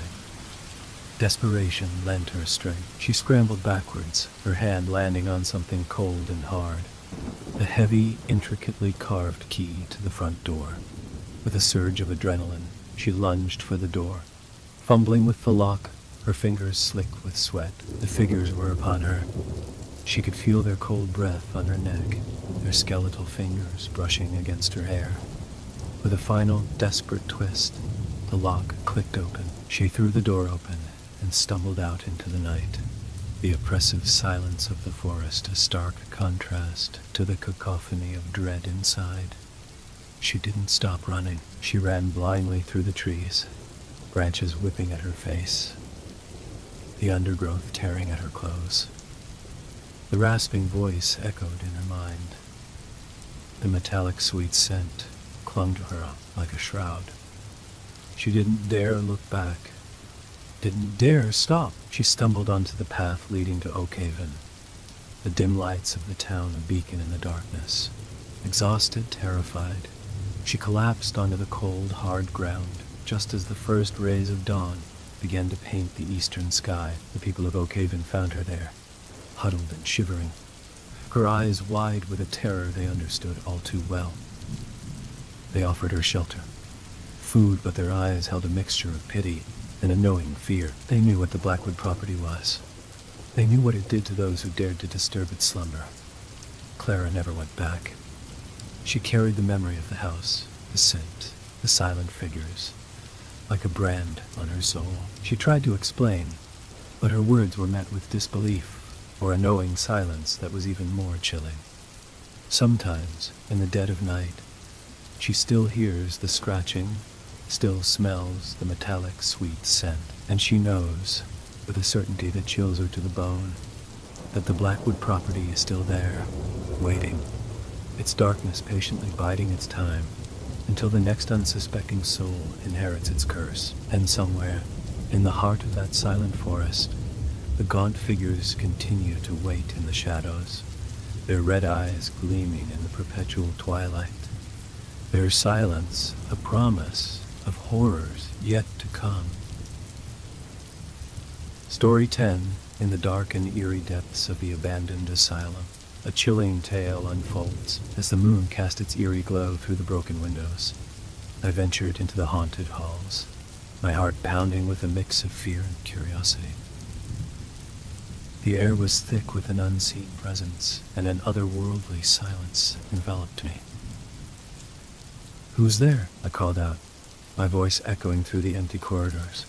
No response, only the faint whispers of the wind and the creaking of ancient wooden floors. I proceeded with caution, my footsteps echoing in the vast emptiness. The asylum, once a place of healing, now stood as a testament to the horrors that had unfolded within its walls. As I wandered, I noticed strange markings and symbols etched into the peeling paint, a cryptic language that sent shivers down my spine.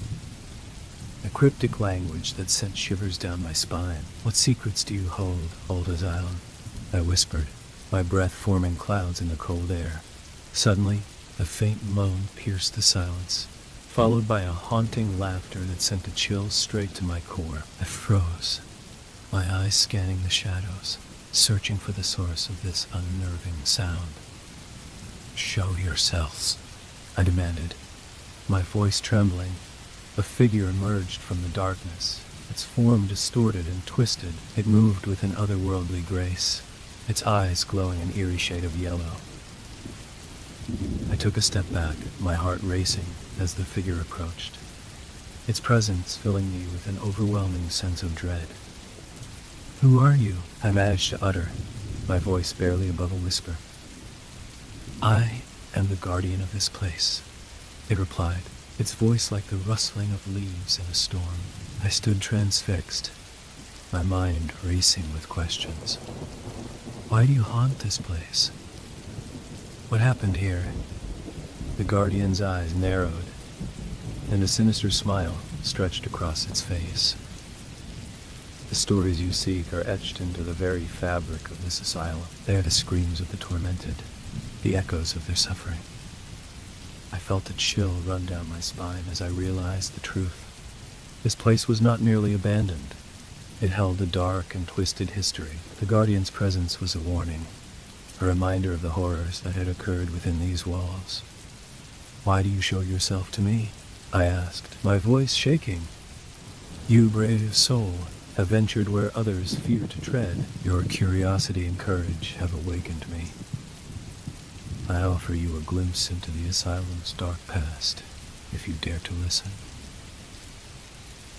I took a deep breath, my fear mingling with an insatiable desire to uncover the truth. "I dare. Tell me, what horrors unfolded here?" The guardian's form seemed to shift and change, its features becoming more defined. "This asylum was once a place of hope, a sanctuary for the troubled. But greed and madness corrupted its purpose. The doctors, driven by power, conducted experiments, pushing the boundaries of ethics and morality. I listened, my heart pounding, as the guardian's tale unfolded. Stories of patients subjected to horrific treatments, their screams echoing through the halls. Tales of doctors who lost their humanity, becoming monsters in white coats. The patients, once innocent souls, were transformed into shells of their former selves. Their minds, broken and fragmented, became a playground for the doctor's dark desires. I shuddered, imagining the pain and suffering endured by those trapped within these walls. The guardian's presence seemed to intensify, its eyes burning with an otherworldly fire. But the asylum's true horror lies not only in the acts committed, but in the aftermath. The souls of the tormented, unable to find peace, linger here, forever bound to this place. As the guardian spoke, I felt a presence, an unseen force, brush against my skin. The air grew heavier, and a sense of unease settled over me. "They are here, aren't they?"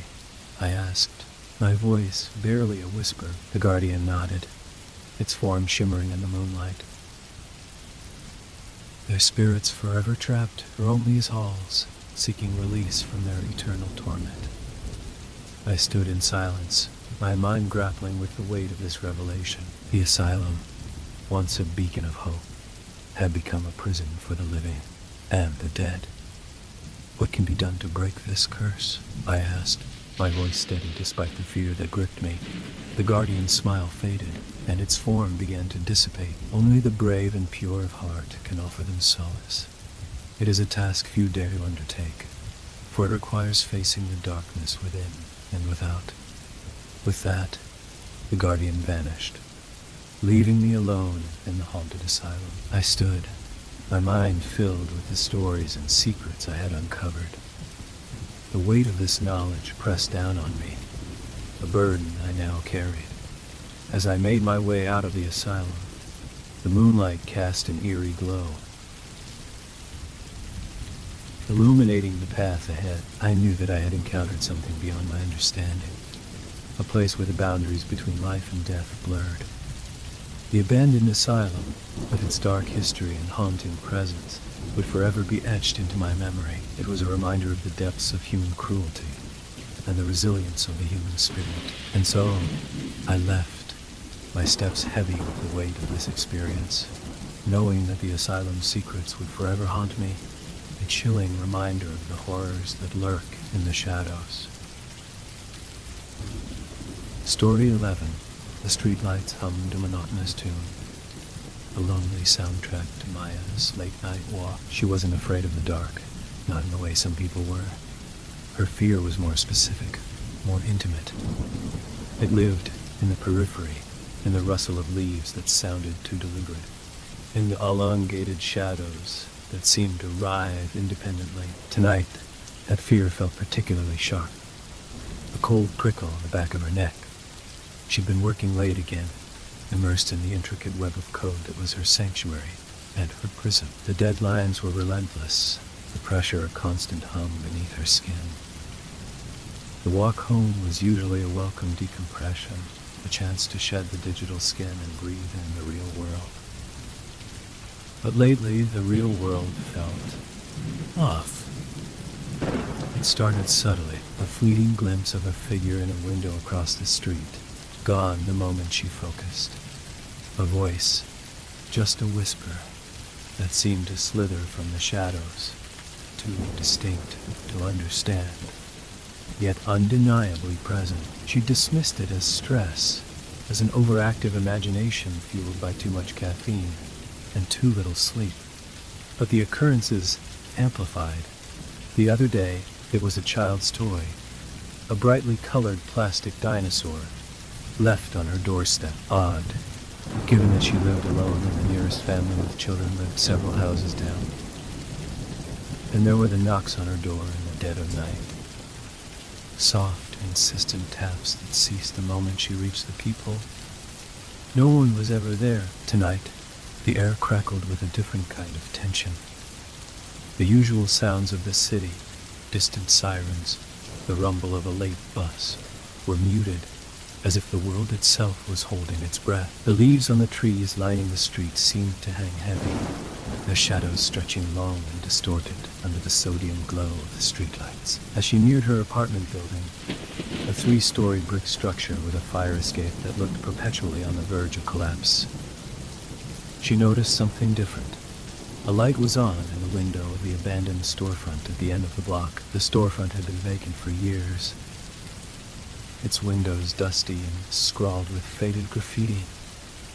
She'd never seen a light on there before.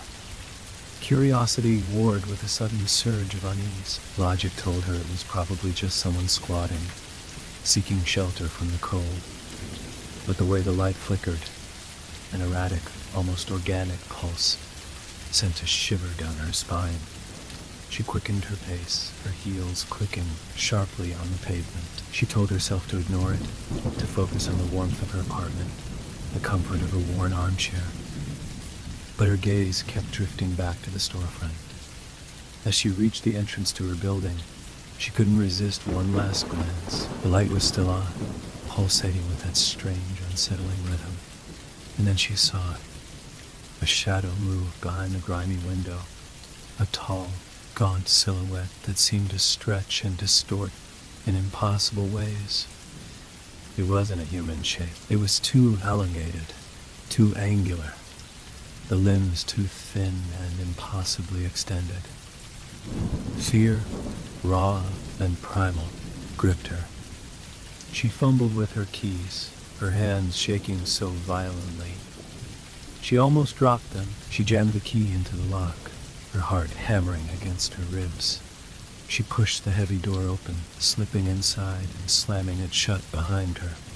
Her breath coming in ragged gasps. Safe inside the dimly lit hallway, she leaned against the door, her eyes fixed on the grimy glass panel.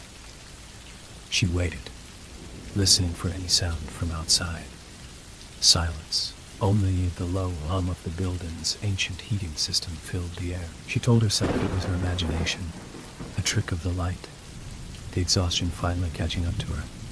But the image of that distorted silhouette was burned into her mind. She crept up the stairs to her second-floor apartment, her footsteps muffled by the worn carpet. She double-locked her door, then bolted the chain. She felt a pang of self-consciousness for her overreaction, but the unease lingered, a cold knot in her stomach, trying to regain some semblance of normalcy. She made herself a cup of tea, the clinking of the mug against the kettle sounding deafeningly loud in the quiet apartment. She tried to distract herself with her phone, scrolling mindlessly through social media, but the image of the shadow kept intruding, pushing aside the mundane distractions. Suddenly, a soft tapping came from her window. Her blood ran cold. She froze, her breath catching in her throat. It couldn't be. She lived on the second floor. There was no fire escape on this side of the building. The tapping came again, a delicate, almost hesitant sound. She edged towards the window, her heart pounding. Peeking cautiously through the gap in her curtains, she saw nothing, just the empty street below, the flickering streetlight casting long shadows. She told herself it was the wind, a branch tapping against the glass. But the air was still, the leaves on the trees outside motionless. The tapping came again, more insistent this time. It wasn't the sound of something hitting the glass. It sounded like fingers, panic clawed at her throat. She backed away from the window, her eyes darting around the small apartment, searching for a weapon, for escape. There was nowhere to go. The tapping turned into a scraping sound, as if something was dragging itself against the glass. She pressed herself against the wall, her breath shallow and rapid. Then, a whisper, faint but distinct, drifted through the glass. Her name, Maya. It wasn't a voice she recognized, but it felt intimately familiar, like a forgotten memory surfacing from the depths of her mind. It was low and raspy, tinged with an unsettling sweetness. She clamped her hands over her mouth, stifling a scream. She squeezed her eyes shut, willing it to stop, to go away. The scraping continued, joined by another sound, a soft, wet slithering. She could smell something now, a cloying, sickly sweet odor that made her stomach churn. She opened her eyes a crack. Through the gap in the curtains, she saw it, pressed against the window pane, its face inches from the glass, was the creature from the storefront. Its features were vaguely human, but distorted, stretched and pulled into grotesque angles. Its skin was pale and translucent, the veins beneath visible like blue threads. Its eyes were large and black, devoid of pupils, reflecting the streetlights like pools of oil. And its mouth was wide and filled with rows upon rows of needle-sharp teeth. It smiled, a slow, deliberate stretch of its grotesque lips, and whispered her name again. Maya, I've been waiting for you. Terror lent her strength. She stumbled backwards, knocking over a lamp, the crash loud in the suffocating silence. She scrambled away from the window, her mind racing. She had to get out. She ran to the door, fumbling with the locks and the chain. Her fingers clumsy with fear. The scraping at the window intensified. A frantic, desperate sound. Finally, the chain snapped free. She threw the door open and bolted into the hallway, not knowing where she was going, only knowing she had to get away. She could hear it behind her, a soft padding sound, too light to be human. She didn't dare look back. She raced down the stairs, her bare feet slapping against the wood. She burst out of the building and onto the street, her lungs burning, her heart pounding like a drum against her ribs. She didn't know where to go, who to turn to. She just ran, blindly, desperately, away from the building, away from the thing that was hunting her. The streetlights hummed their lonely tune. And now Maya heard something else. A chorus of whispers carried on the cold night air, 1,000 voices murmuring her name. She wasn't running from a shadow in a window anymore. She was running from something that had been waiting, watching, patiently weaving its way into her reality. And as she ran, she knew, with a chilling certainty, that it would find her. Story 12. The call came on a Tuesday, sharp and insistent, shattering the afternoon quiet. Alara, hunched over a half-finished manuscript, almost jumped out of her skin. She picked up the receiver, her heart thumping a nervous rhythm against her ribs. Alara Thorne, a voice crackled on the other end, dry and brittle like autumn leaves. Speaking. This is Constable Davies from Hollow Creek. Your aunt, Martha Thorne. The line went silent for a beat, and Alara's blood ran cold. Martha, her last living relative, a woman as eccentric as she was fiercely independent. They hadn't spoken in years, a chasm of unspoken hurt and bitter words separating them. Yet, the news, before it was even fully delivered, felt like a physical blow. She's gone, I'm afraid, Constable Davies continued, his voice softening slightly. Passed away peacefully in her sleep, apparently. No signs of foul play. A hollow ache settled in Alara's chest. Peacefully? That didn't sound like the Martha she knew. A woman who spent her days railing against the injustices of the world, and her nights poring over arcane texts. There's a matter of her estate, the constable continued. Given you're the sole surviving relative, it falls to you. Alara hesitated. Martha's estate. She knew little about her aunt's life in Hollow Creek, a remote village nestled deep in the Blackwood forest. The last time she'd visited, she was barely a teenager.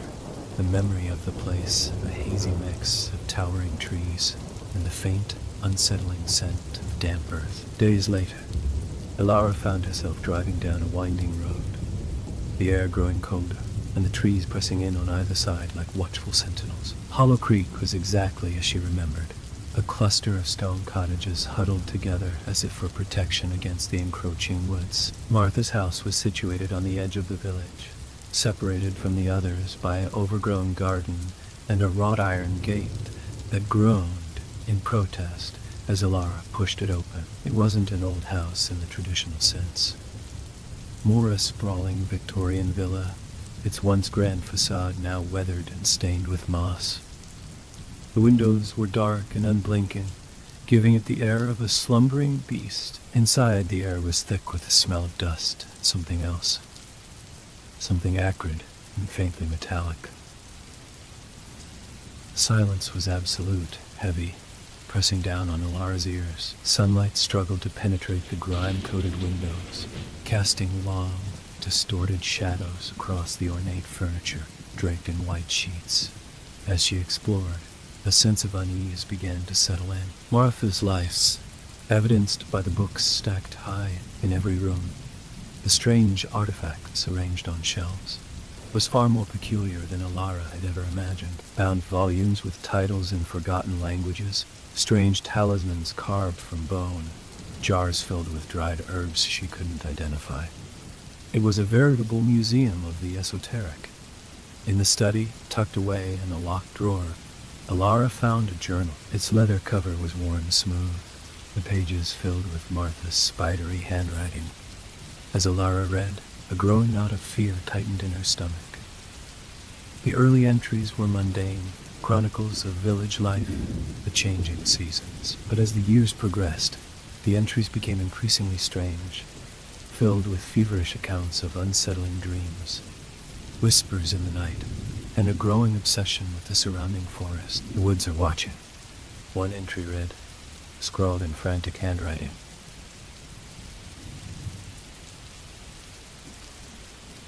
Alara felt a chill crawl down her spine. This wasn't the ad she remembered.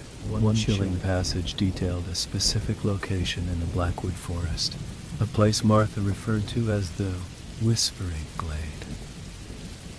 She wrote of conducting rituals there under the light of the full moon, offering sacrifices.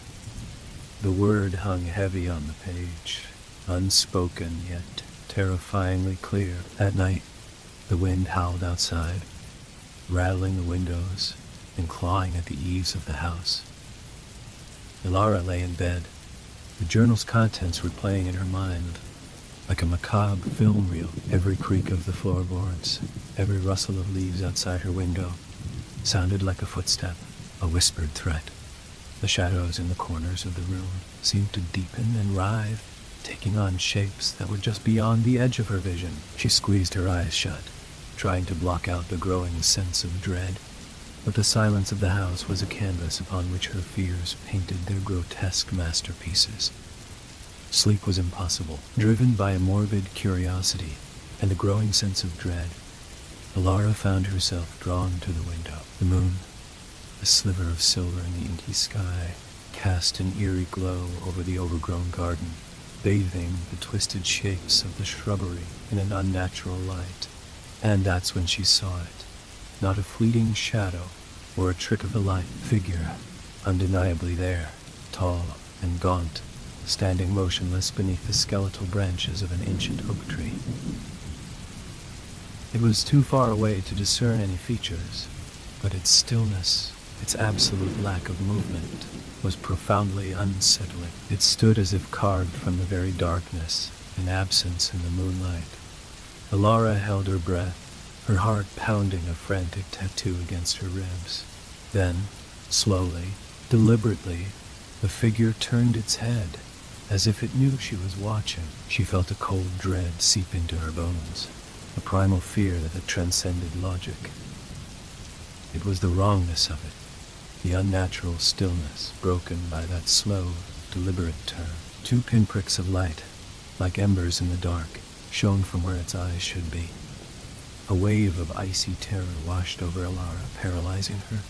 She stumbled back from the window, her breath catching in her throat, a strangled gasp escaping her lips. She fumbled for the bedside lamp, her shaking fingers finding the switch, flooding the room with a harsh, artificial light. But when she looked back, the figure was gone. The garden was empty, the moonlight casting long, innocuous shadows. Yet, the image of those glowing eyes remained, seared onto the back of her eyelids.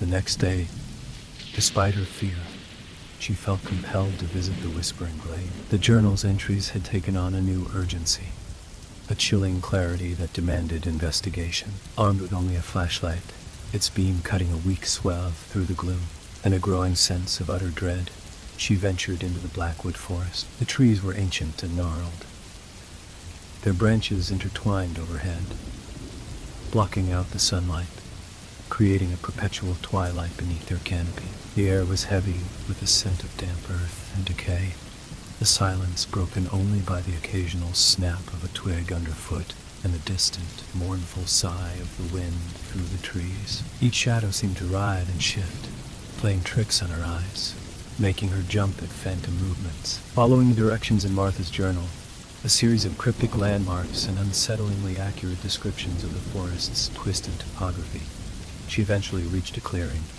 The Whispering Glade.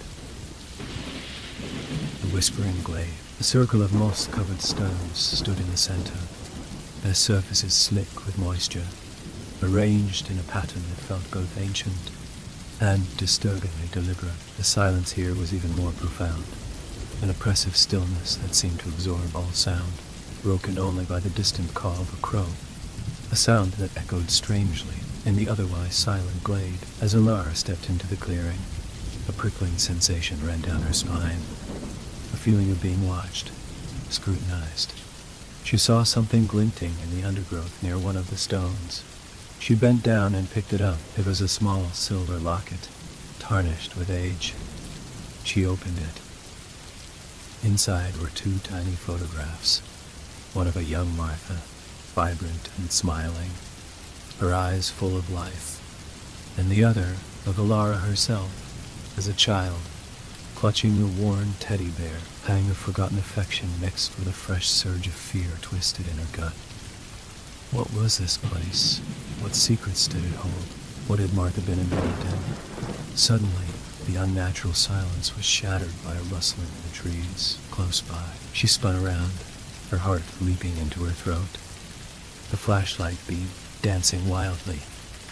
The figure from the garden stood at the edge of the clearing, partially obscured by the shadows, yet somehow more distinct, more real than before. This time, she could see it more clearly. Its skin was stretched taut over its bones, translucent in places, allowing glimpses of unnatural darkness beneath. Its eyes were hollow sockets, and yet those same eerie pinpricks of light glowed within them, fixing on her with an unnerving intensity. A faint, sickly sweet odor, like rotting flowers, drifted towards her. It raised a hand, long and skeletal, the fingers unnaturally elongated, and beckoned her forward. Alara felt a primal terror grip her, a cold vise squeezing the air from her lungs, paralyzing her with its intensity. She wanted to run. Every instinct screamed at her to flee, but her legs felt like lead, rooted to the spot. Then, a voice, weak but undeniably Martha's, whispered in her ear, so close it sent shivers down her spine. Don't come closer." The voice was laced with an unbearable sadness, a desperate plea. Alara gasped, whirling around, the flashlight beam cutting through the darkness behind her. But there was no one there, only the ancient trees, their branches like skeletal arms reaching out. The figure in the clearing remained, unmoving, its glowing eyes fixed on her, a silent predator stalking its prey. The voice came again, closer this time, laced with a chilling distortion, the sweetness of it turning sour. "It's not me it wears, my skin." The words were like shards of ice, piercing the fog of her fear. Understanding dawned on Alara, cold and horrified. Her aunt had simply passed away peacefully in her sleep. Something had taken her, something ancient and malevolent, that now inhabited her form, wore her semblance like a borrowed coat, and had lured her here with familiar griefs and a desperate need for connection. The figure in the clearing took a deliberate step forward, the crunch of dry leaves under its feet echoing unnaturally loud in the silence. Alara finally found her voice, a ragged scream tearing through the silent woods, the sound of pure, unadulterated terror. She turned and ran, blindly, stumbling through the undergrowth.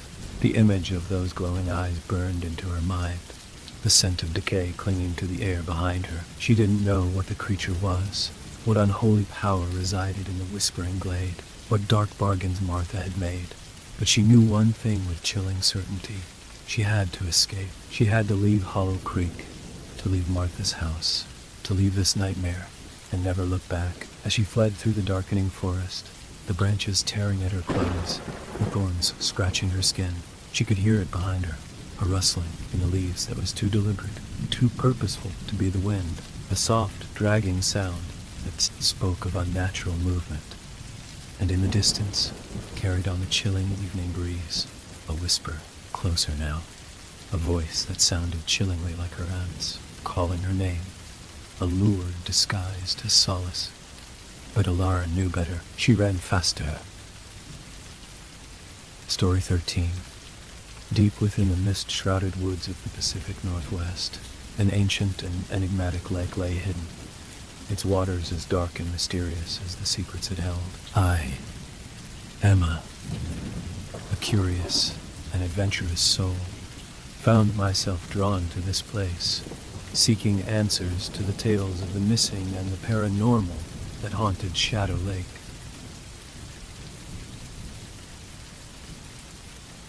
Little did I know, my journey would unravel a web of terror and reveal a truth that would forever change my perception of the supernatural. As I ventured into the dense forest, the air grew colder, and an eerie silence enveloped me. The trees, tall and ancient, seemed to whisper secrets, their branches reaching towards the sky like fingers pointing to an unseen realm. The path I followed was narrow, its dirt path hidden beneath a blanket of fallen pine needles. With each step, I felt a sense of unease, as if the forest itself was aware of my presence and was watching my every move. "Is someone there?" I called out, my voice echoing through the trees. No answer came, only the rustling of leaves in the gentle breeze. I continued on, my determination growing with every step. The lake, they said, held a mysterious power, a force that drew people in and never let them go. I was determined to uncover the truth, to face the unknown, and perhaps find some closure for the families of the missing. Finally, after what felt like an eternity, I caught a glimpse of the lake through the trees. Shadow Lake, they called it, and as I approached, I understood why. The water, a deep shade of indigo, seemed to absorb all light, casting an otherworldly hue upon the surroundings. The surface was still, like a mirror reflecting the darkening sky, and yet I sensed an underlying current, a hidden energy that pulsed beneath the calm facade. I made my camp near the lake's edge, the soft earth providing a comfortable bed for the night. As the sun dipped below the horizon, casting long shadows across the forest, I built a small fire, its crackling flames offering a sense of warmth and security. The night air carried a chill, and I wrapped myself in a thick blanket, gazing into the dancing flames, lost in thought. "You shouldn't be here," a voice whispered, breaking the silence. I startled, my heart racing, as I turned to see a figure standing near the tree line. It was a woman, her features shrouded in shadow, her eyes glowing with an otherworldly light. "This place is not for the living," she continued, her voice carrying a weight of ancient wisdom. "Who are you?" I asked, my voice trembling. "And why do people go missing here? What happened to them?" The woman stepped forward, her form becoming more defined in the fire's glow. "I am the guardian of this lake," she said, her voice carrying a melancholy tone. "The missing, they come here, drawn by a force they cannot resist. They seek answers, just as you do, but they never find them." "Why?" I pressed, my curiosity and fear waging an internal battle. "What power does this lake hold?" She sighed, the sound carrying a weight of centuries. "The lake is a gateway, a portal to another realm. Those who venture too close, who dare to cross its waters, are forever lost. Their souls are trapped, caught between worlds, forever wandering." "But why?" I insisted, my voice rising with a mix of fear and determination. "Why do they come here? What draws them in?" The guardian's eyes, now glowing with an intense light, fixed upon me. "Despair," she said, her voice soft yet powerful. "The lake feeds on despair, on the broken souls of those who seek an escape from their pain. It offers a false promise, a temporary respite. But in the end, it takes everything. I shuddered, the weight of her words settling upon me like a heavy burden. Is there no way to save them?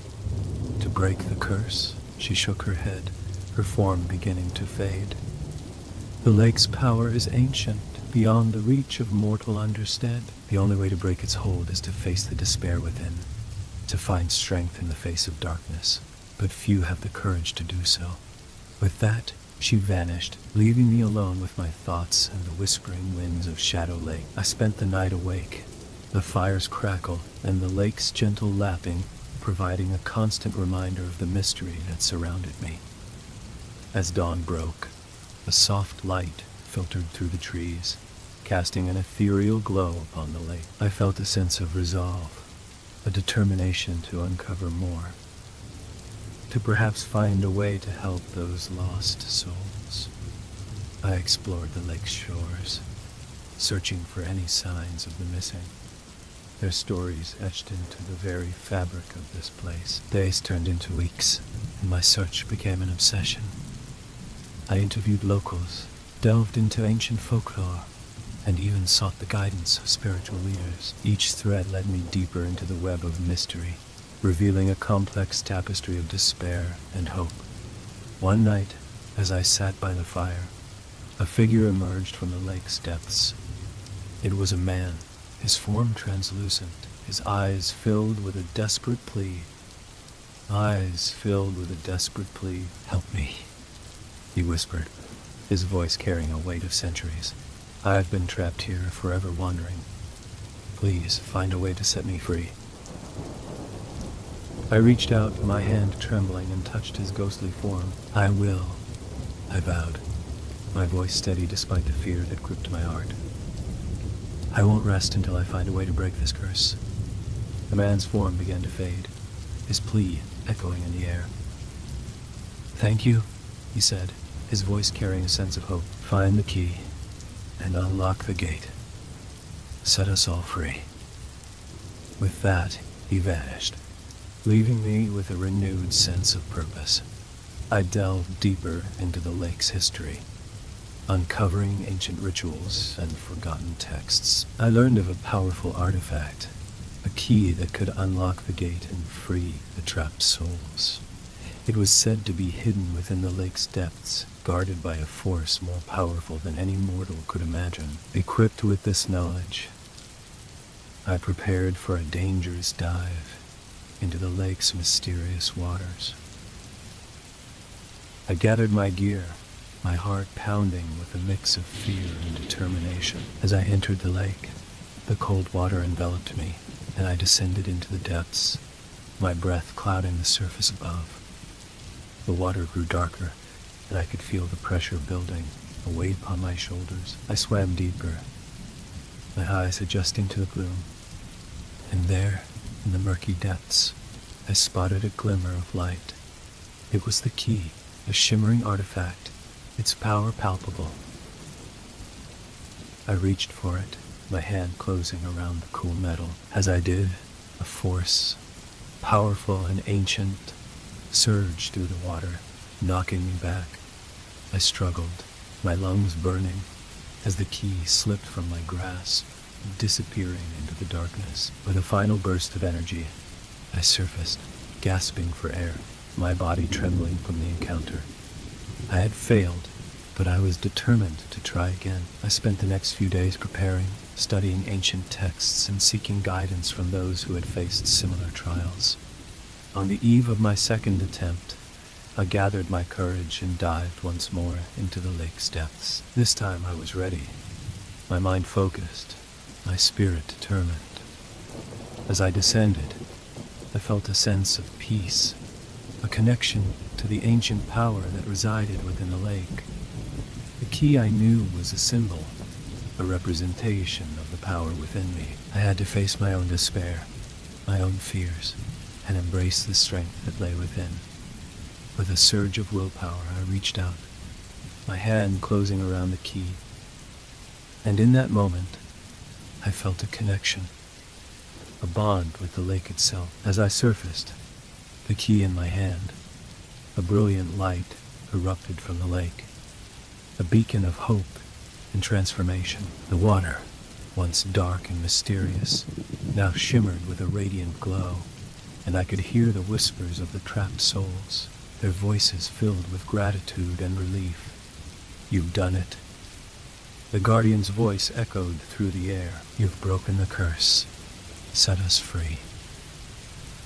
I stood at the lake's edge, the key in my hand, feeling a sense of accomplishment and peace. The lake, once a place of despair, had become a beacon of hope, a reminder that even in the darkest of places, there is always a chance for redemption and transformation. As I turned to leave, the guardian's form appeared once more. "Your journey is not over," she said, her eyes filled with wisdom. "The lake has shown you its power, but there is more to uncover. Your path is one of discovery, of facing the unknown and bringing light to the shadows." With that, she faded into the mist, leaving me with a sense of purpose and a renewed spirit. I bid farewell to Shadow Lake, knowing that my adventure had only just begun. The mysteries of the paranormal, the tales of the missing, and the power of the supernatural would forever be a part of my journey, guiding me through the darkness and into the light. And so, I continue my quest, exploring the unknown, seeking answers, and embracing the whispers of the haunted places that call to me. For in the depths of darkness, there lies a chance for growth, and it is there that I find my true calling. Story 14. The city of New Haven had always been a place of intrigue and mystery, with its dark alleys and hidden corners. I had moved here a few months ago, drawn by the promise of a fresh start and the allure of its vibrant, yet slightly eerie, atmosphere. Little did I know that my decision to explore its secrets would lead me down a path of terror beyond my wildest nightmares. As the sun began its descent, casting long shadows across the cobblestone streets, I found myself drawn to an old, abandoned warehouse on the outskirts of town. Its crumbling walls and broken windows seemed to whisper tales of forgotten horrors. With an inexplicable urge to uncover its secrets, I stepped inside, my heart pounding in my chest. The warehouse was a maze of rusted machinery and decaying wooden beams. The air was thick with the scent of mold and decay, and an eerie silence hung heavy in the air. As I ventured deeper, my footsteps echoed off the walls, their sound amplified by the emptiness surrounding me. Suddenly, a faint, otherworldly light caught my attention. I followed it, my curiosity getting the better of me, until I reached a hidden chamber deep within the warehouse. There, I found a strange altar, adorned with ancient symbols and strange artifacts. It was then that I heard a voice, soft yet menacing, whispering in my mind. "Welcome, Seeker. You have stumbled upon a place of great power, a gateway to realms beyond your understanding." The voice sent shivers down my spine, and I felt a sense of dread wash over me. I turned, searching for its source, but saw no one. Who are you?" I managed to stutter, my voice trembling. "I am the guardian of this place, the keeper of ancient knowledge. You have been chosen to witness the truth that lies within." "Chosen? Witness?" My mind raced with questions, but before I could utter another word, the guardian continued. "Long ago, this city was a haven for those who practiced the dark arts. They sought power, and in their greed, they unleashed a force that should have remained dormant. Now, their spirits wander, trapped in an eternal cycle of torment." As the guardian spoke, the chamber began to transform. The air grew colder, and an otherworldly mist filled the room, revealing shadowy figures that seemed to materialize from the very fabric of darkness.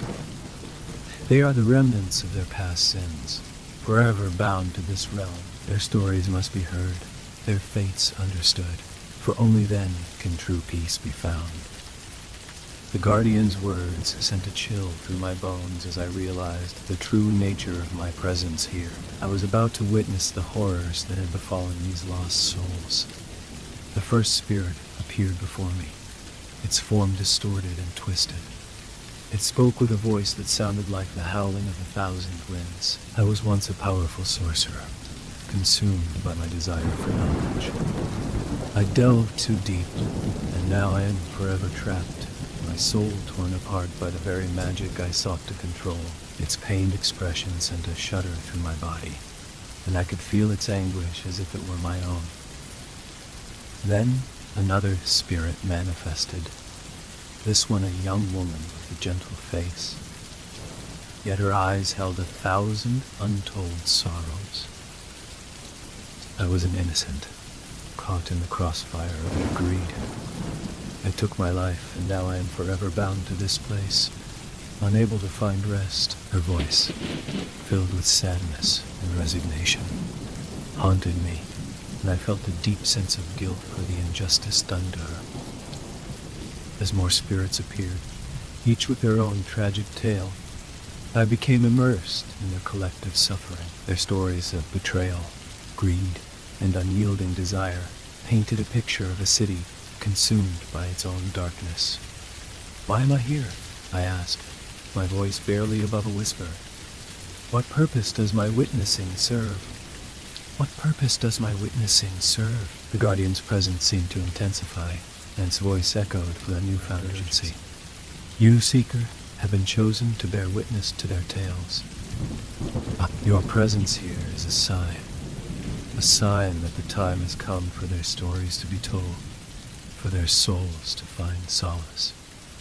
Only then can the city be freed from the weight of its past." The weight of my responsibility bore down on me, and I felt a sense of purpose amidst the horror.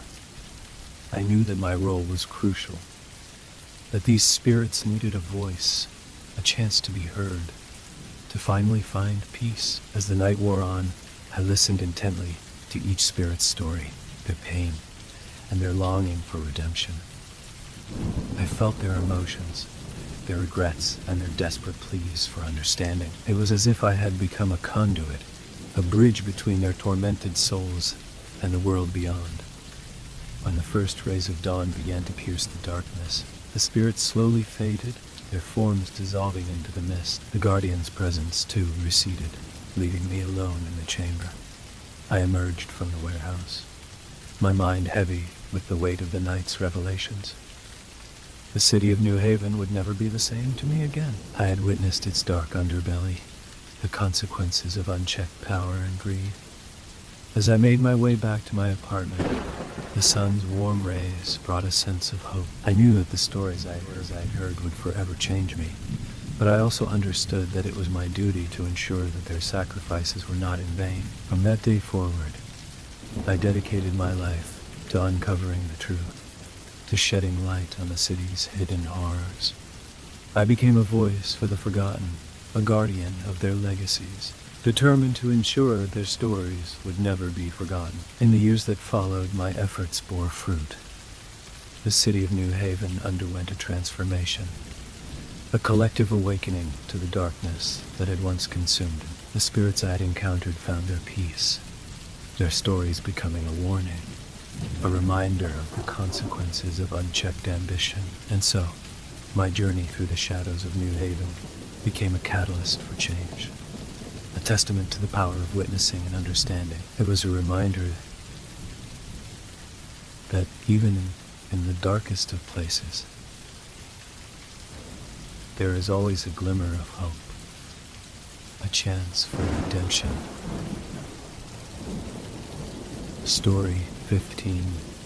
The streets, lined with ancient, weathered buildings, seemed to whisper tales of forgotten eras. The air was thick with an otherworldly energy, as if the very essence of the place was alive and breathing.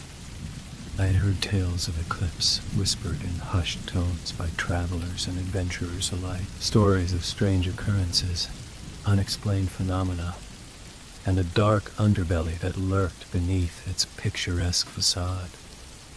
Intrigued and slightly terrified, I decided to embark on a journey into the heart of this enigmatic city. Stepping off the cobblestone path, I ventured into the narrow alleyways, where the shadows seemed to dance and twist, playing tricks on my eyes.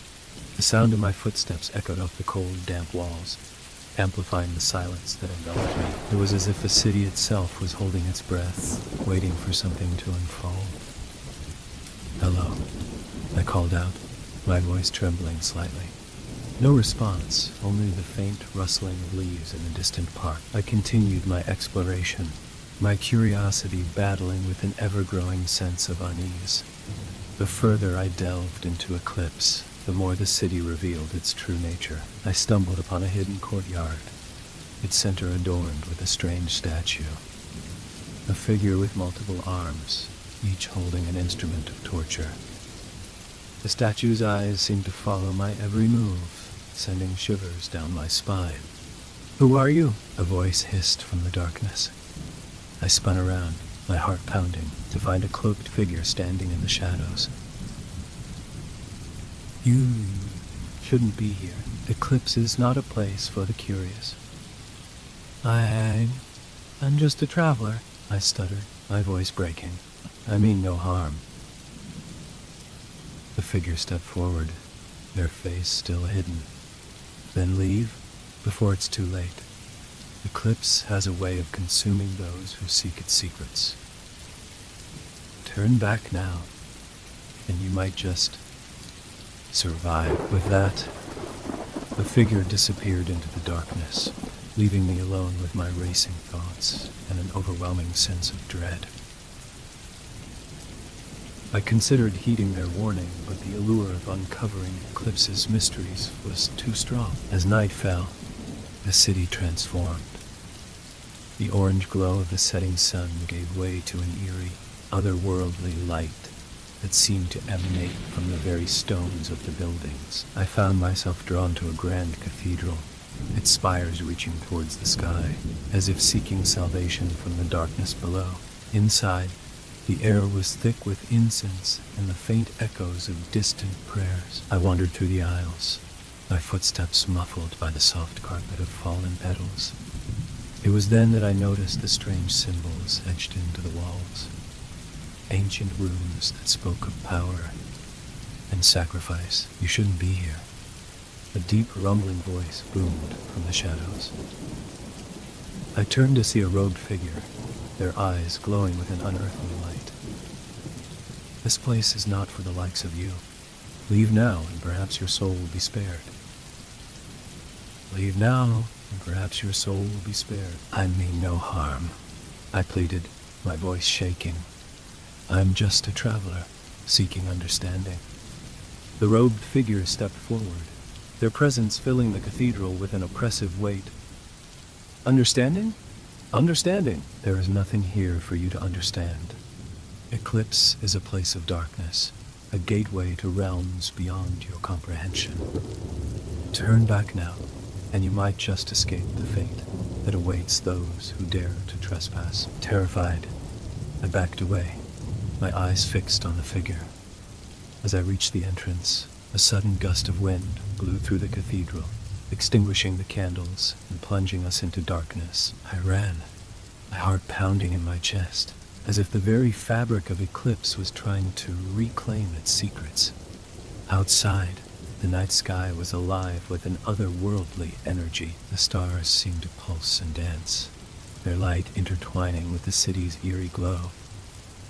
I hurried through the streets, my senses on high alert, searching for a way out of this labyrinth of shadows. "You cannot escape," a voice whispered in my ear, sending a shiver down my spine.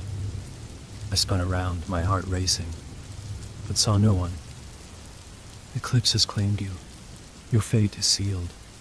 Desperate, I ran faster, my feet carrying me towards the city's edge. The air grew colder, and the buildings began to thin out, giving way to a vast open field. I could see the city's boundaries in the distance, marked by a tall iron gate. As I approached, the gate began to creak and groan, as if it were alive and reluctant to let me pass. You cannot leave, the gate seemed to say, its iron bars twisting and contorting. Eclipse is your destiny now. With a surge of determination, I pushed against the gate, my hands leaving imprints on the cold metal. It resisted at first, but with a final burst of strength, I managed to force it open. The gate creaked loudly, its hinges protesting, as if it were crying out in anguish. Beyond the gate, the world seemed to shift. The eerie glow of eclipse faded, replaced by the soft, golden light of a setting sun. I stood on the edge of a vast, rolling meadow, the wind carrying the scent of fresh grass and wildflowers. "You made it," a familiar voice said, and I turned to see the cloaked figure from earlier. Their face was now visible, and I saw a kind, understanding gaze. Few have escaped Eclipse's grasp. You are brave and resilient. "How did I do it?" I asked, my voice filled with wonder and release. It was your curiosity and determination that saved you," they replied. "Eclipse feeds on fear and ignorance. Your courage to face its mysteries head-on broke its hold. Now, you must continue your journey. For there are many more wonders and dangers awaiting beyond these gates." With that, the cloaked figure turned and began to walk away, blending into the golden light of the setting sun. I stood there, taking a deep breath of the fresh air, feeling a sense of renewal and purpose. The city of Eclipse, with its eerie allure and dark secrets, had become a part of my journey, a reminder of the power of courage and the unknown. As I continued on my path, I carried with me the lessons learned within its enigmatic walls, forever changed by the experience. And so, my tale of Eclipse comes to an end, leaving behind a trail of mysteries and a city shrouded in an otherworldly glow, waiting for those brave enough to uncover its secrets once more. Story 16. In the depths of the ancient forest, where the trees whispered secrets and the night sky painted the canopy with an eerie glow, I found myself drawn to a place of unspeakable horror. It was a journey I never imagined, a descent into a realm where reality twisted and nightmares came to life. As I stepped into the heart of this dark wood, an unnerving silence enveloped me, broken only by the soft rustling of leaves and the distant howl of a wolf. The air grew heavier with each passing step, carrying an odor of decay and an ancient musty scent that clung to my skin. The forest, with its gnarled roots and twisted branches, seemed to breathe, its every movement a silent warning. I felt a presence, an unseen force that watched my every move, and an overwhelming sense of dread settled deep within my bones. Guided by a faint glimmer of light, I ventured further, my heart pounding in my chest. The path, once clear, now twisted and turned, leading me deeper into the unknown.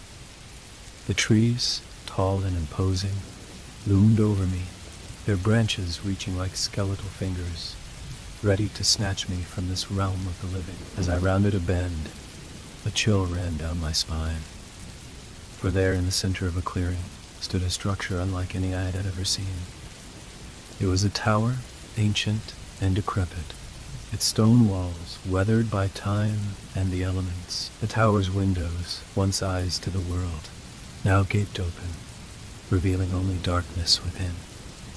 A sense of unease washed over me, and I felt a pull, an irresistible draw to uncover the secrets that lay hidden within its walls. With cautious steps, I approached the tower, my breath fogging the air in the cold night.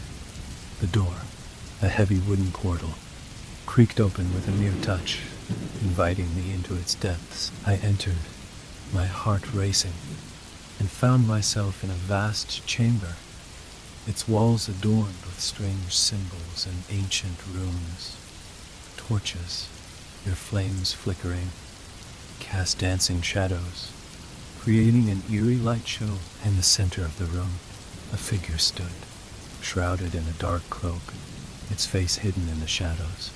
A voice, deep and resonant, spoke, sending shivers down my spine. "Welcome, traveler. You have been chosen to witness the horrors that lie within, and your soul shall never be the same." I stood frozen, my mind battling between curiosity and fear. The figure took a step forward, and the cloak fell, revealing a face that sent a chill to my very core. It was a woman, her skin pale as death, her eyes a piercing blue, and her hair, once a vibrant red, now a lifeless shade of gray. She smiled, and in that moment, I felt a connection, a sense of recognition, as if I had known her in another life. "You seek answers, do you not?" she asked, her voice like a caress. "Enter, and you shall find the truth you desire. But beware, for what you uncover may shatter your very essence." With a deep breath, I stepped forward, my resolve wavering. The woman gestured, and an invisible force guided me deeper into the tower. As we walked, she spoke of ancient tales, of a time when magic and darkness danced hand in hand. She told of a powerful sorceress, a master of the arcane, who had made a pact with forces beyond comprehension. She sought power, an eternal life free from the constraints of mortality. The woman explained, but her thirst for knowledge led her down a path of no return. The price she paid was high, and her soul became forever entwined with the darkness she summoned. The tower's walls seemed to close in, the air growing thicker with each step. We reached a staircase, its steps worn and uneven, leading downward into the earth. The woman descended first, her cloak billowing behind her, and I followed, my heart pounding in my ears. As we reached the bottom, a chill wind greeted us, carrying the scent of sulfur and decay. The woman turned, her eyes glowing with an otherworldly light, and I saw the truth in her face. She was not human, but a creature of the night, a vampire, her existence a testament to the sorceress's dark magic. "You see, traveler, this is the realm where souls are trapped, where the boundaries between life and death blur. Here, the sorceress's victims are forever bound, their spirits tormented by the very magic that granted her immortality." I stood in awe and horror, my mind struggling to comprehend the magnitude of the evil that had unfolded within these walls. The vampire, sensing my fear, reached out, her hand cold as ice, and touched my cheek. "Fear not, for your fate is not sealed here. But mark my words, the knowledge you gain will be a burden, one that may haunt your dreams for eternity." With that, she released me, and I found myself alone in the chamber, the torches flickering as if in agreement. I turned, my eyes adjusting to the darkness, and saw a door hidden in the shadows, its presence almost invisible. With a deep sense of purpose, I approached it, my hand reaching for the cold iron handle. As I opened the door, a rush of cold air greeted me, carrying with it the scent of ancient secrets and forgotten horrors. Beyond lay a chamber unlike any other, its walls lined with books, each tome a testament to the sorceress's dark knowledge. Here, I discovered the true extent of her power, the rituals, and the sacrifices made to attain immortality. I spent days, perhaps weeks, exploring the depths of this hidden library, my mind absorbing the ancient wisdom and dark magic.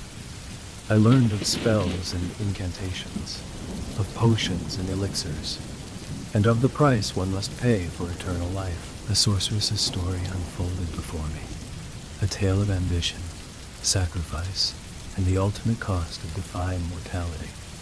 But with each revelation, the darkness grew within me, a shadow that threatened to consume my very soul. The weight of the knowledge I had gained pressed down, and I felt a longing, a desire to return to the simplicity of ignorance.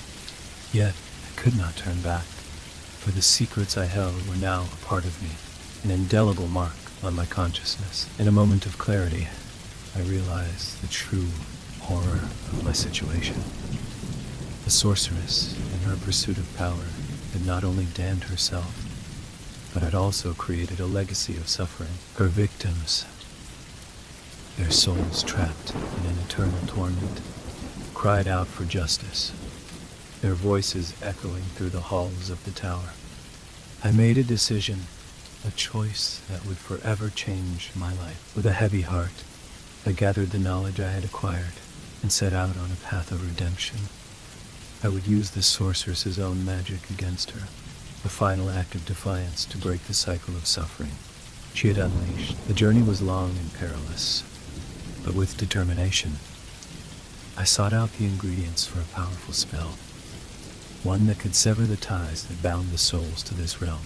I traveled to distant lands, consulted with wise men and women, and delved into the darkest corners of the supernatural world.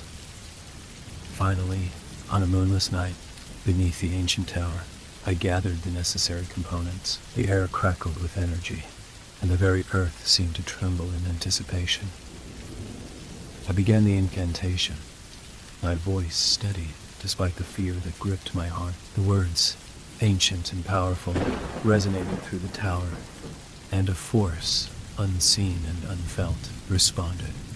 As the spell reached its climax, a blinding light erupted, filling the tower with an otherworldly glow. The vampire, sensing the shift, appeared before me, her eyes wide with a mix of fear and awe.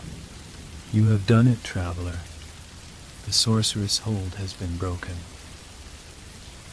The souls are free, and her power is no more." With a final triumphant cry, I completed the incantation, and the light faded, leaving only silence. The vampire, her eyes now filled with gratitude, bowed before me. "You have brought an end to our torment. May your soul find peace, and may your name be remembered as a beacon of hope in this dark world." I stood, my body weary, but my spirit lightened by the knowledge that I had brought an end to the sorceress' reign of terror. The tower, now a mere shell of its former self, seemed to sigh in relief, its walls no longer burdened by the weight of dark magic. As I turned to leave, the vampire placed a hand on my shoulder, her touch warm and reassuring. "Go now, traveler, and carry the torch of justice. The world needs guardians like you, for evil never truly dies. Remember, the power to bring light to the darkness lies within us all." With a final glance at the tower, now a silent sentinel in the forest, I stepped out into the night, my heart filled with a sense of purpose.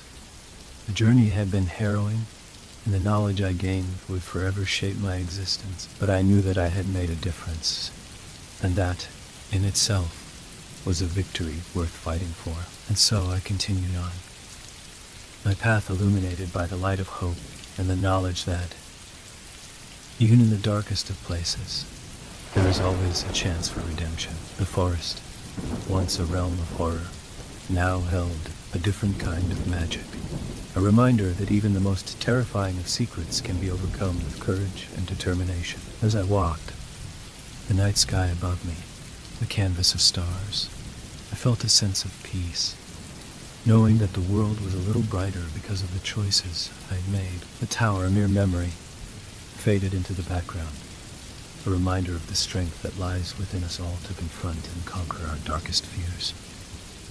And so my tale, a journey into the heart of darkness, comes to an end. May it serve as a reminder that even in the depths of horror, there is always a glimmer of hope, a chance to bring light to the shadows, and a path to redemption.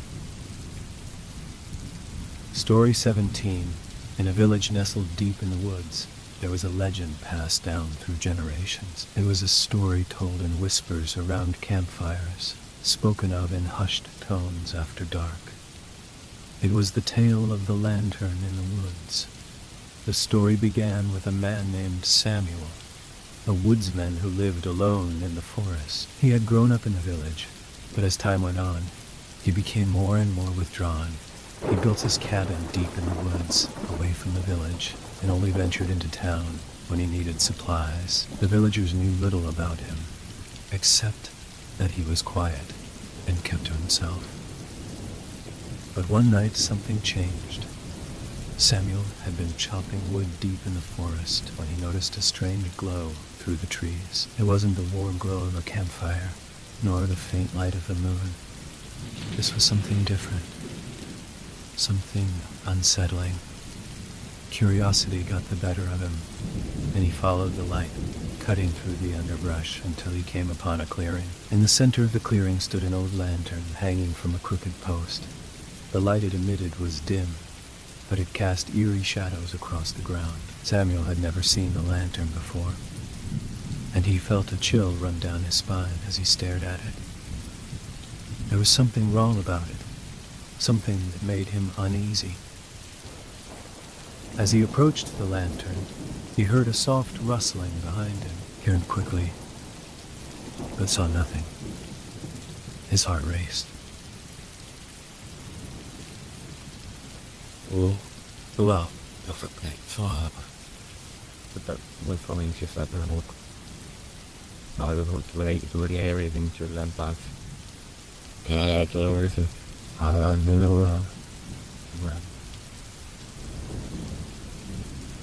The moment his fingers brushed the cold metal, the ground beneath him trembled.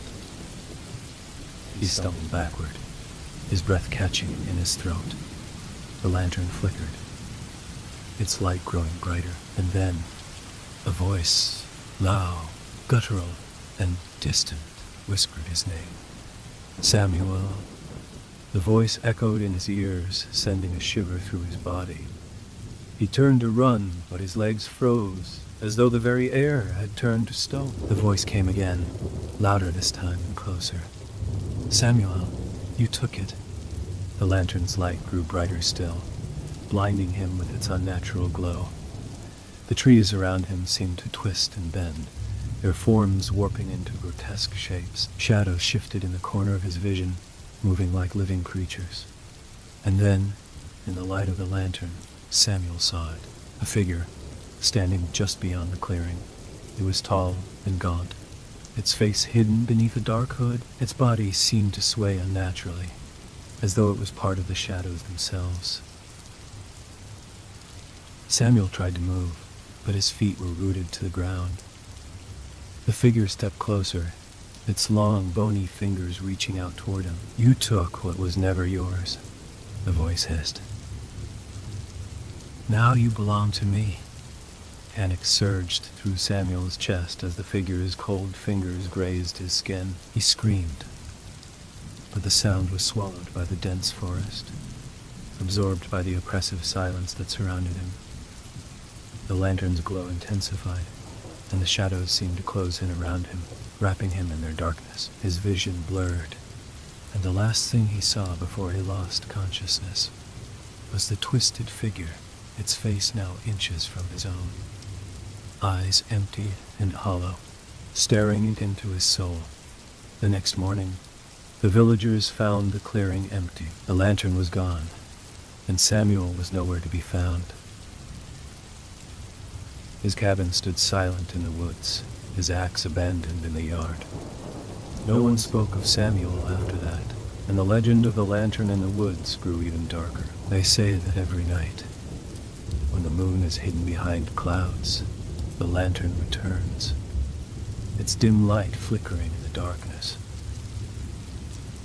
And if you listen closely, you can hear the whisper of a name, a warning carried on the wind. Samuel. And anyone foolish enough to follow the light is said to disappear, never to be seen again, claimed by the figure that haunts the woods.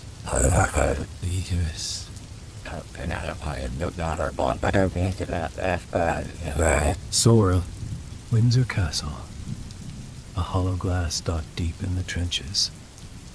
Story 18.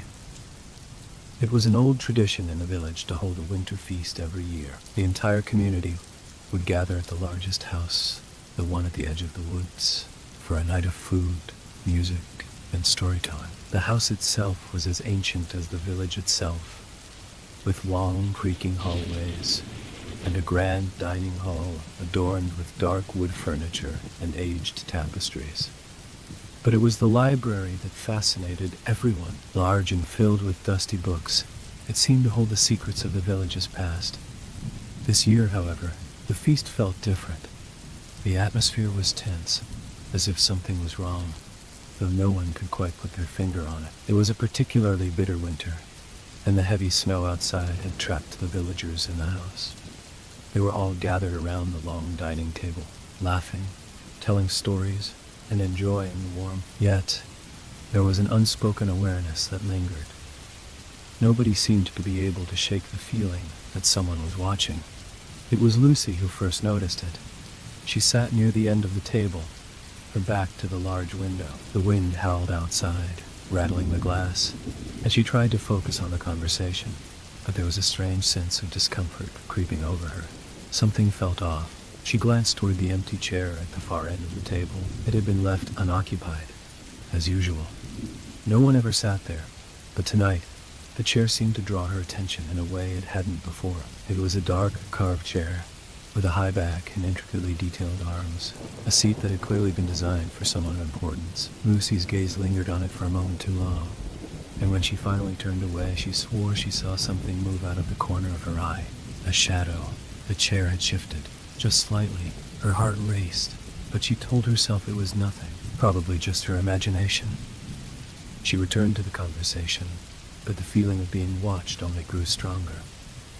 As the evening wore on, the village's elder, a frail old woman named Agnes, stood up to tell one of her infamous ghost stories. The fire crackled in the hearth, casting eerie shadows on the walls.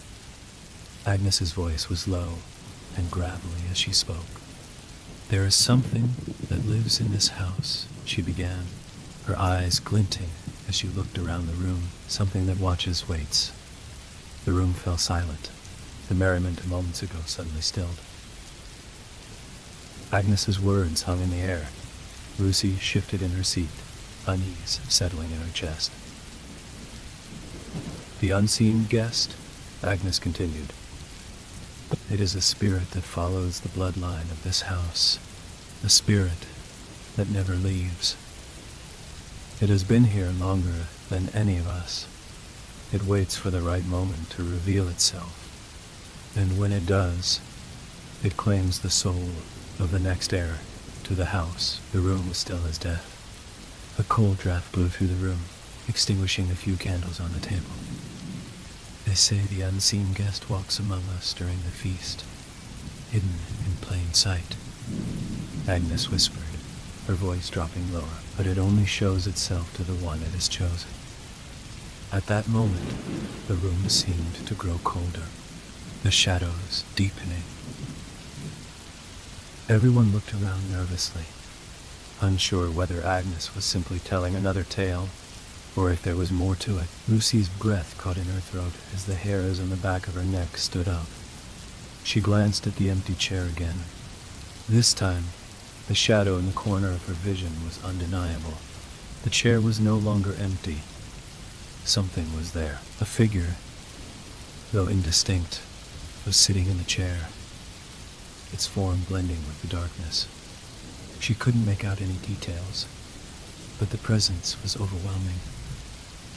Lucy's pulse quickened, and she felt a chill spread through her body. She opened her mouth to speak, but the words caught in her throat. Agnes continued, "The spirit watches, waiting for the feast to end. Only then will it make its move." Lucy could feel her heartbeat in her ears, the fear growing within her. She stood up suddenly, her chair scraping against the wooden floor. The unseen guest wasn't a story. It was real. The figure in the chair was real. She turned toward the door, but before she could make it to the exit, the room went pitch black. The fire flickered out, and all the candles were extinguished at once. In the heavy silence, Lucy heard the unmistakable sound of breathing, a raspy, slow breath, almost like a whisper in the dark. Her heart stopped as she realized the air around her was thick, suffocating. She spun in place, her hands reaching out in the darkness. "Who's there?" she called out, but her voice seemed to vanish, swallowed by the shadows. There was no answer, just the sound of her breath mingling with the heavy silence. Then, a faint rustling noise came from behind her, like the soft shifting of fabric. Lucy froze. Slowly, ever so slowly, she turned. Standing just behind her, a tall figure loomed, its face obscured by darkness. She could feel its presence, the weight of its gaze, though she couldn't see its eyes.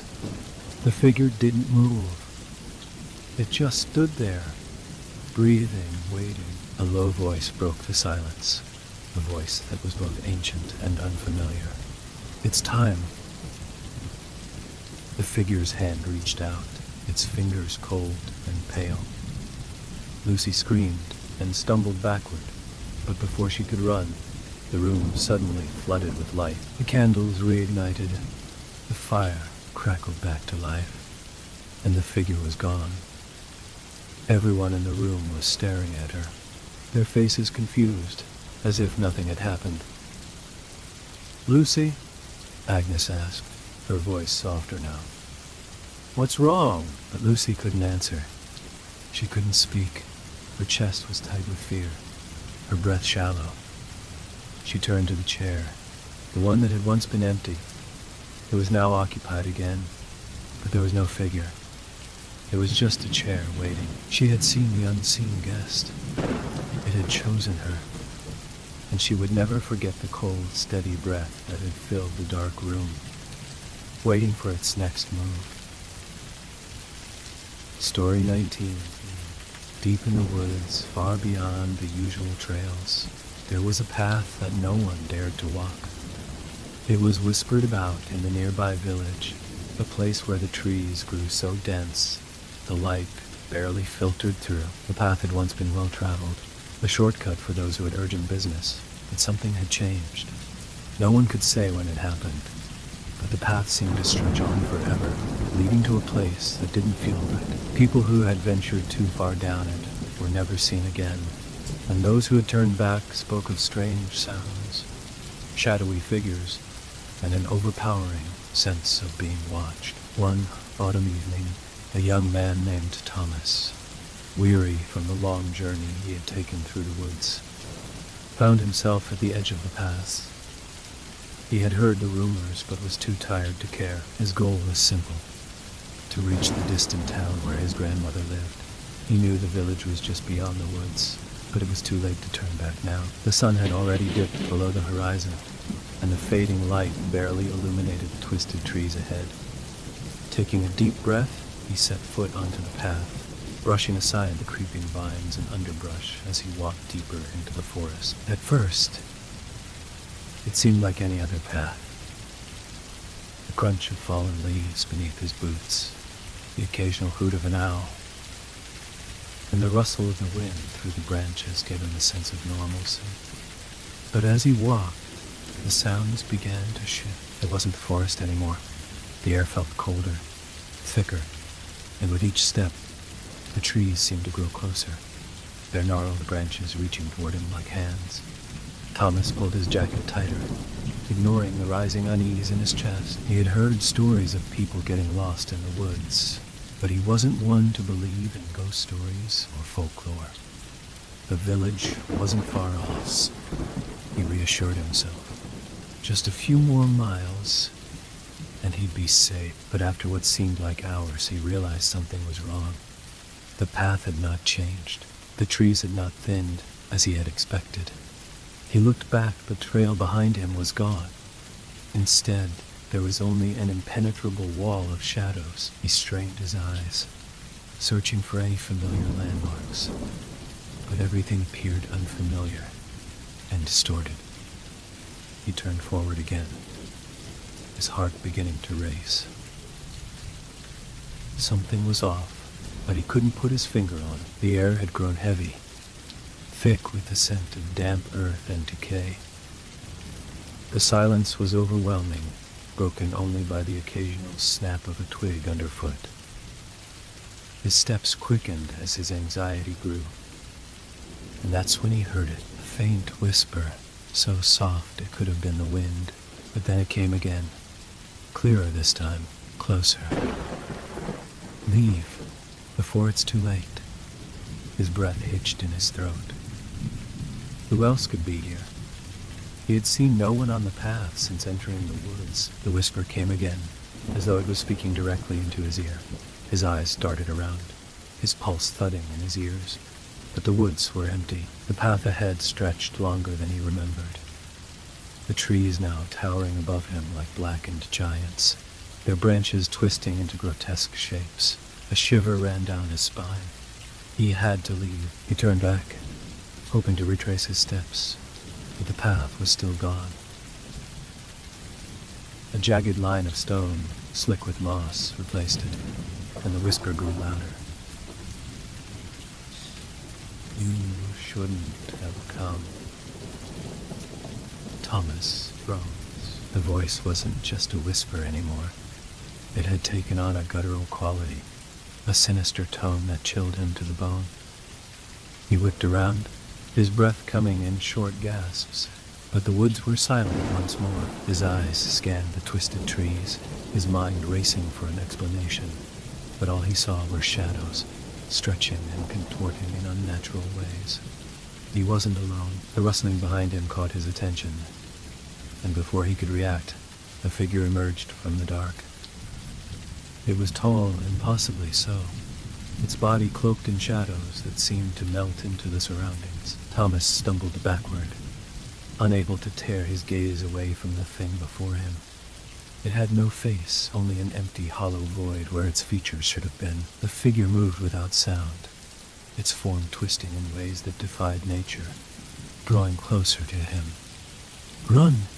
it rasped, its voice as chilling as the wind that howled through the trees. Instinctively, Thomas turned and sprinted, his legs pumping furiously as the figure's presence loomed behind him.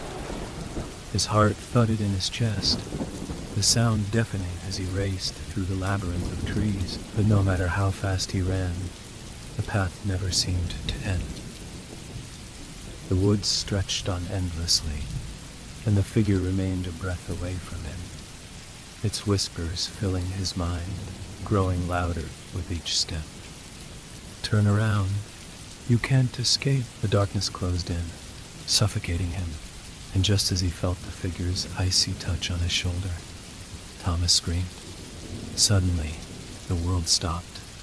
The whispering ceased. The figure vanished, the air cleared, and Thomas found himself standing at the edge of the forest, the path before him empty and calm. His breath came in ragged gasps, his heart still racing in his chest. His eyes darted around, but everything seemed normal. The village was still distant, the night peaceful. For a moment, he questioned if it had all been a nightmare, a trick of his mind.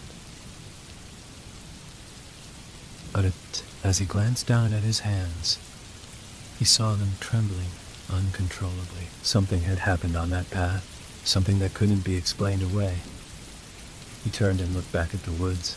The path was no longer visible, swallowed up by the shadow. But as he walked away, he couldn't shake the feeling that something was watching him from the dark, waiting, patient. And somewhere, deep in the heart of the forest, the whisper returned. "Next time, you won't be so lucky." Story 20. In a quiet village, surrounded by dense, ancient woods, the harvest season was always a time of celebration.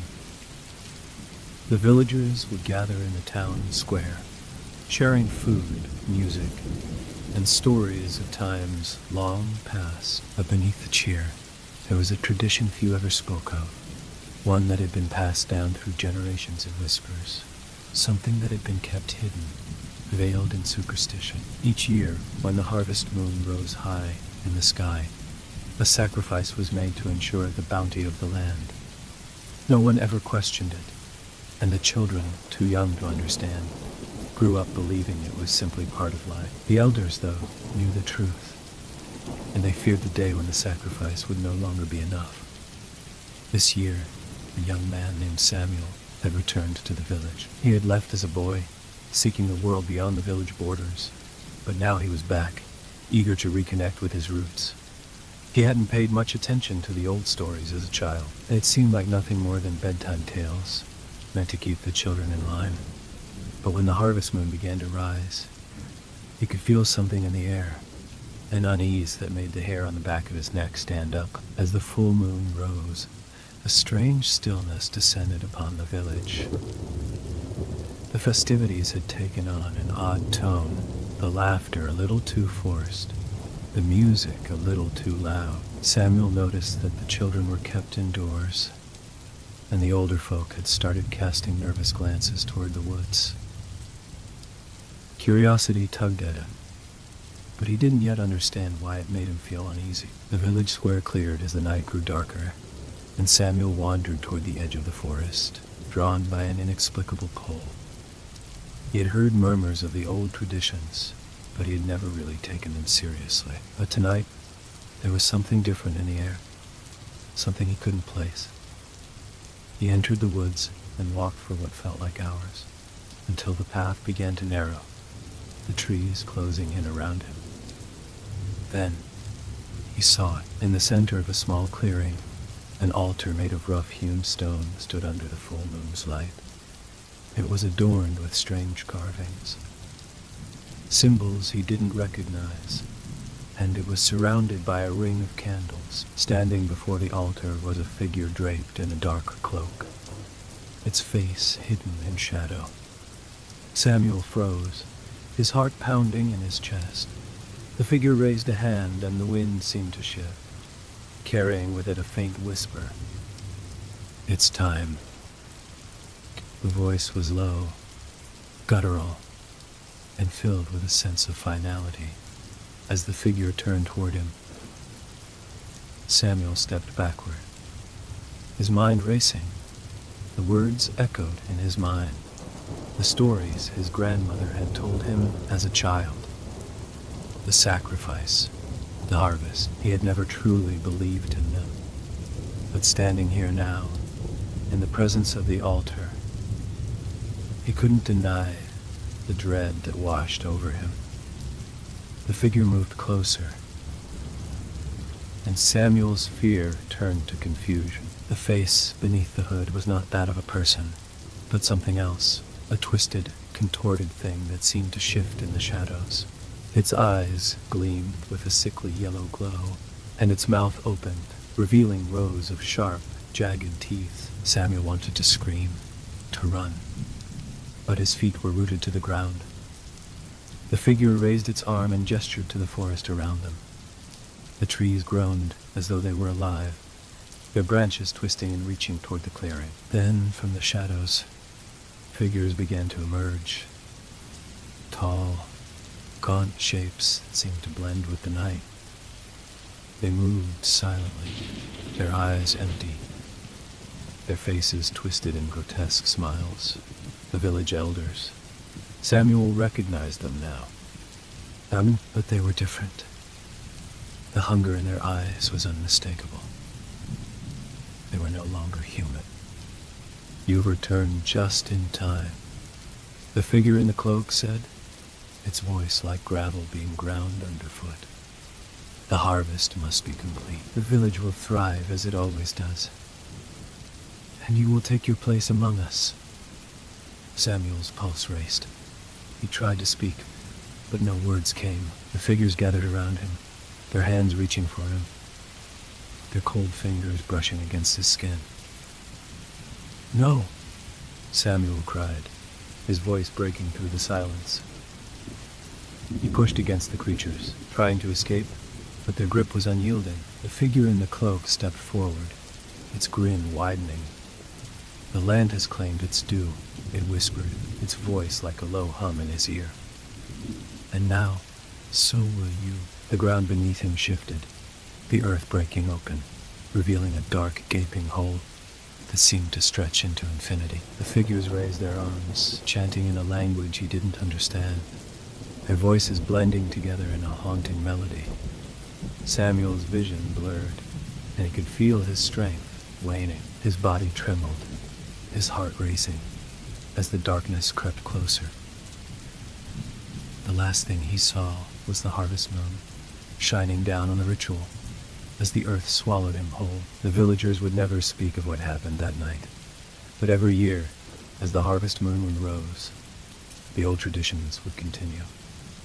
The land would claim its due, and the village would thrive as it always had. But for those who wandered too far into the woods, there was no return.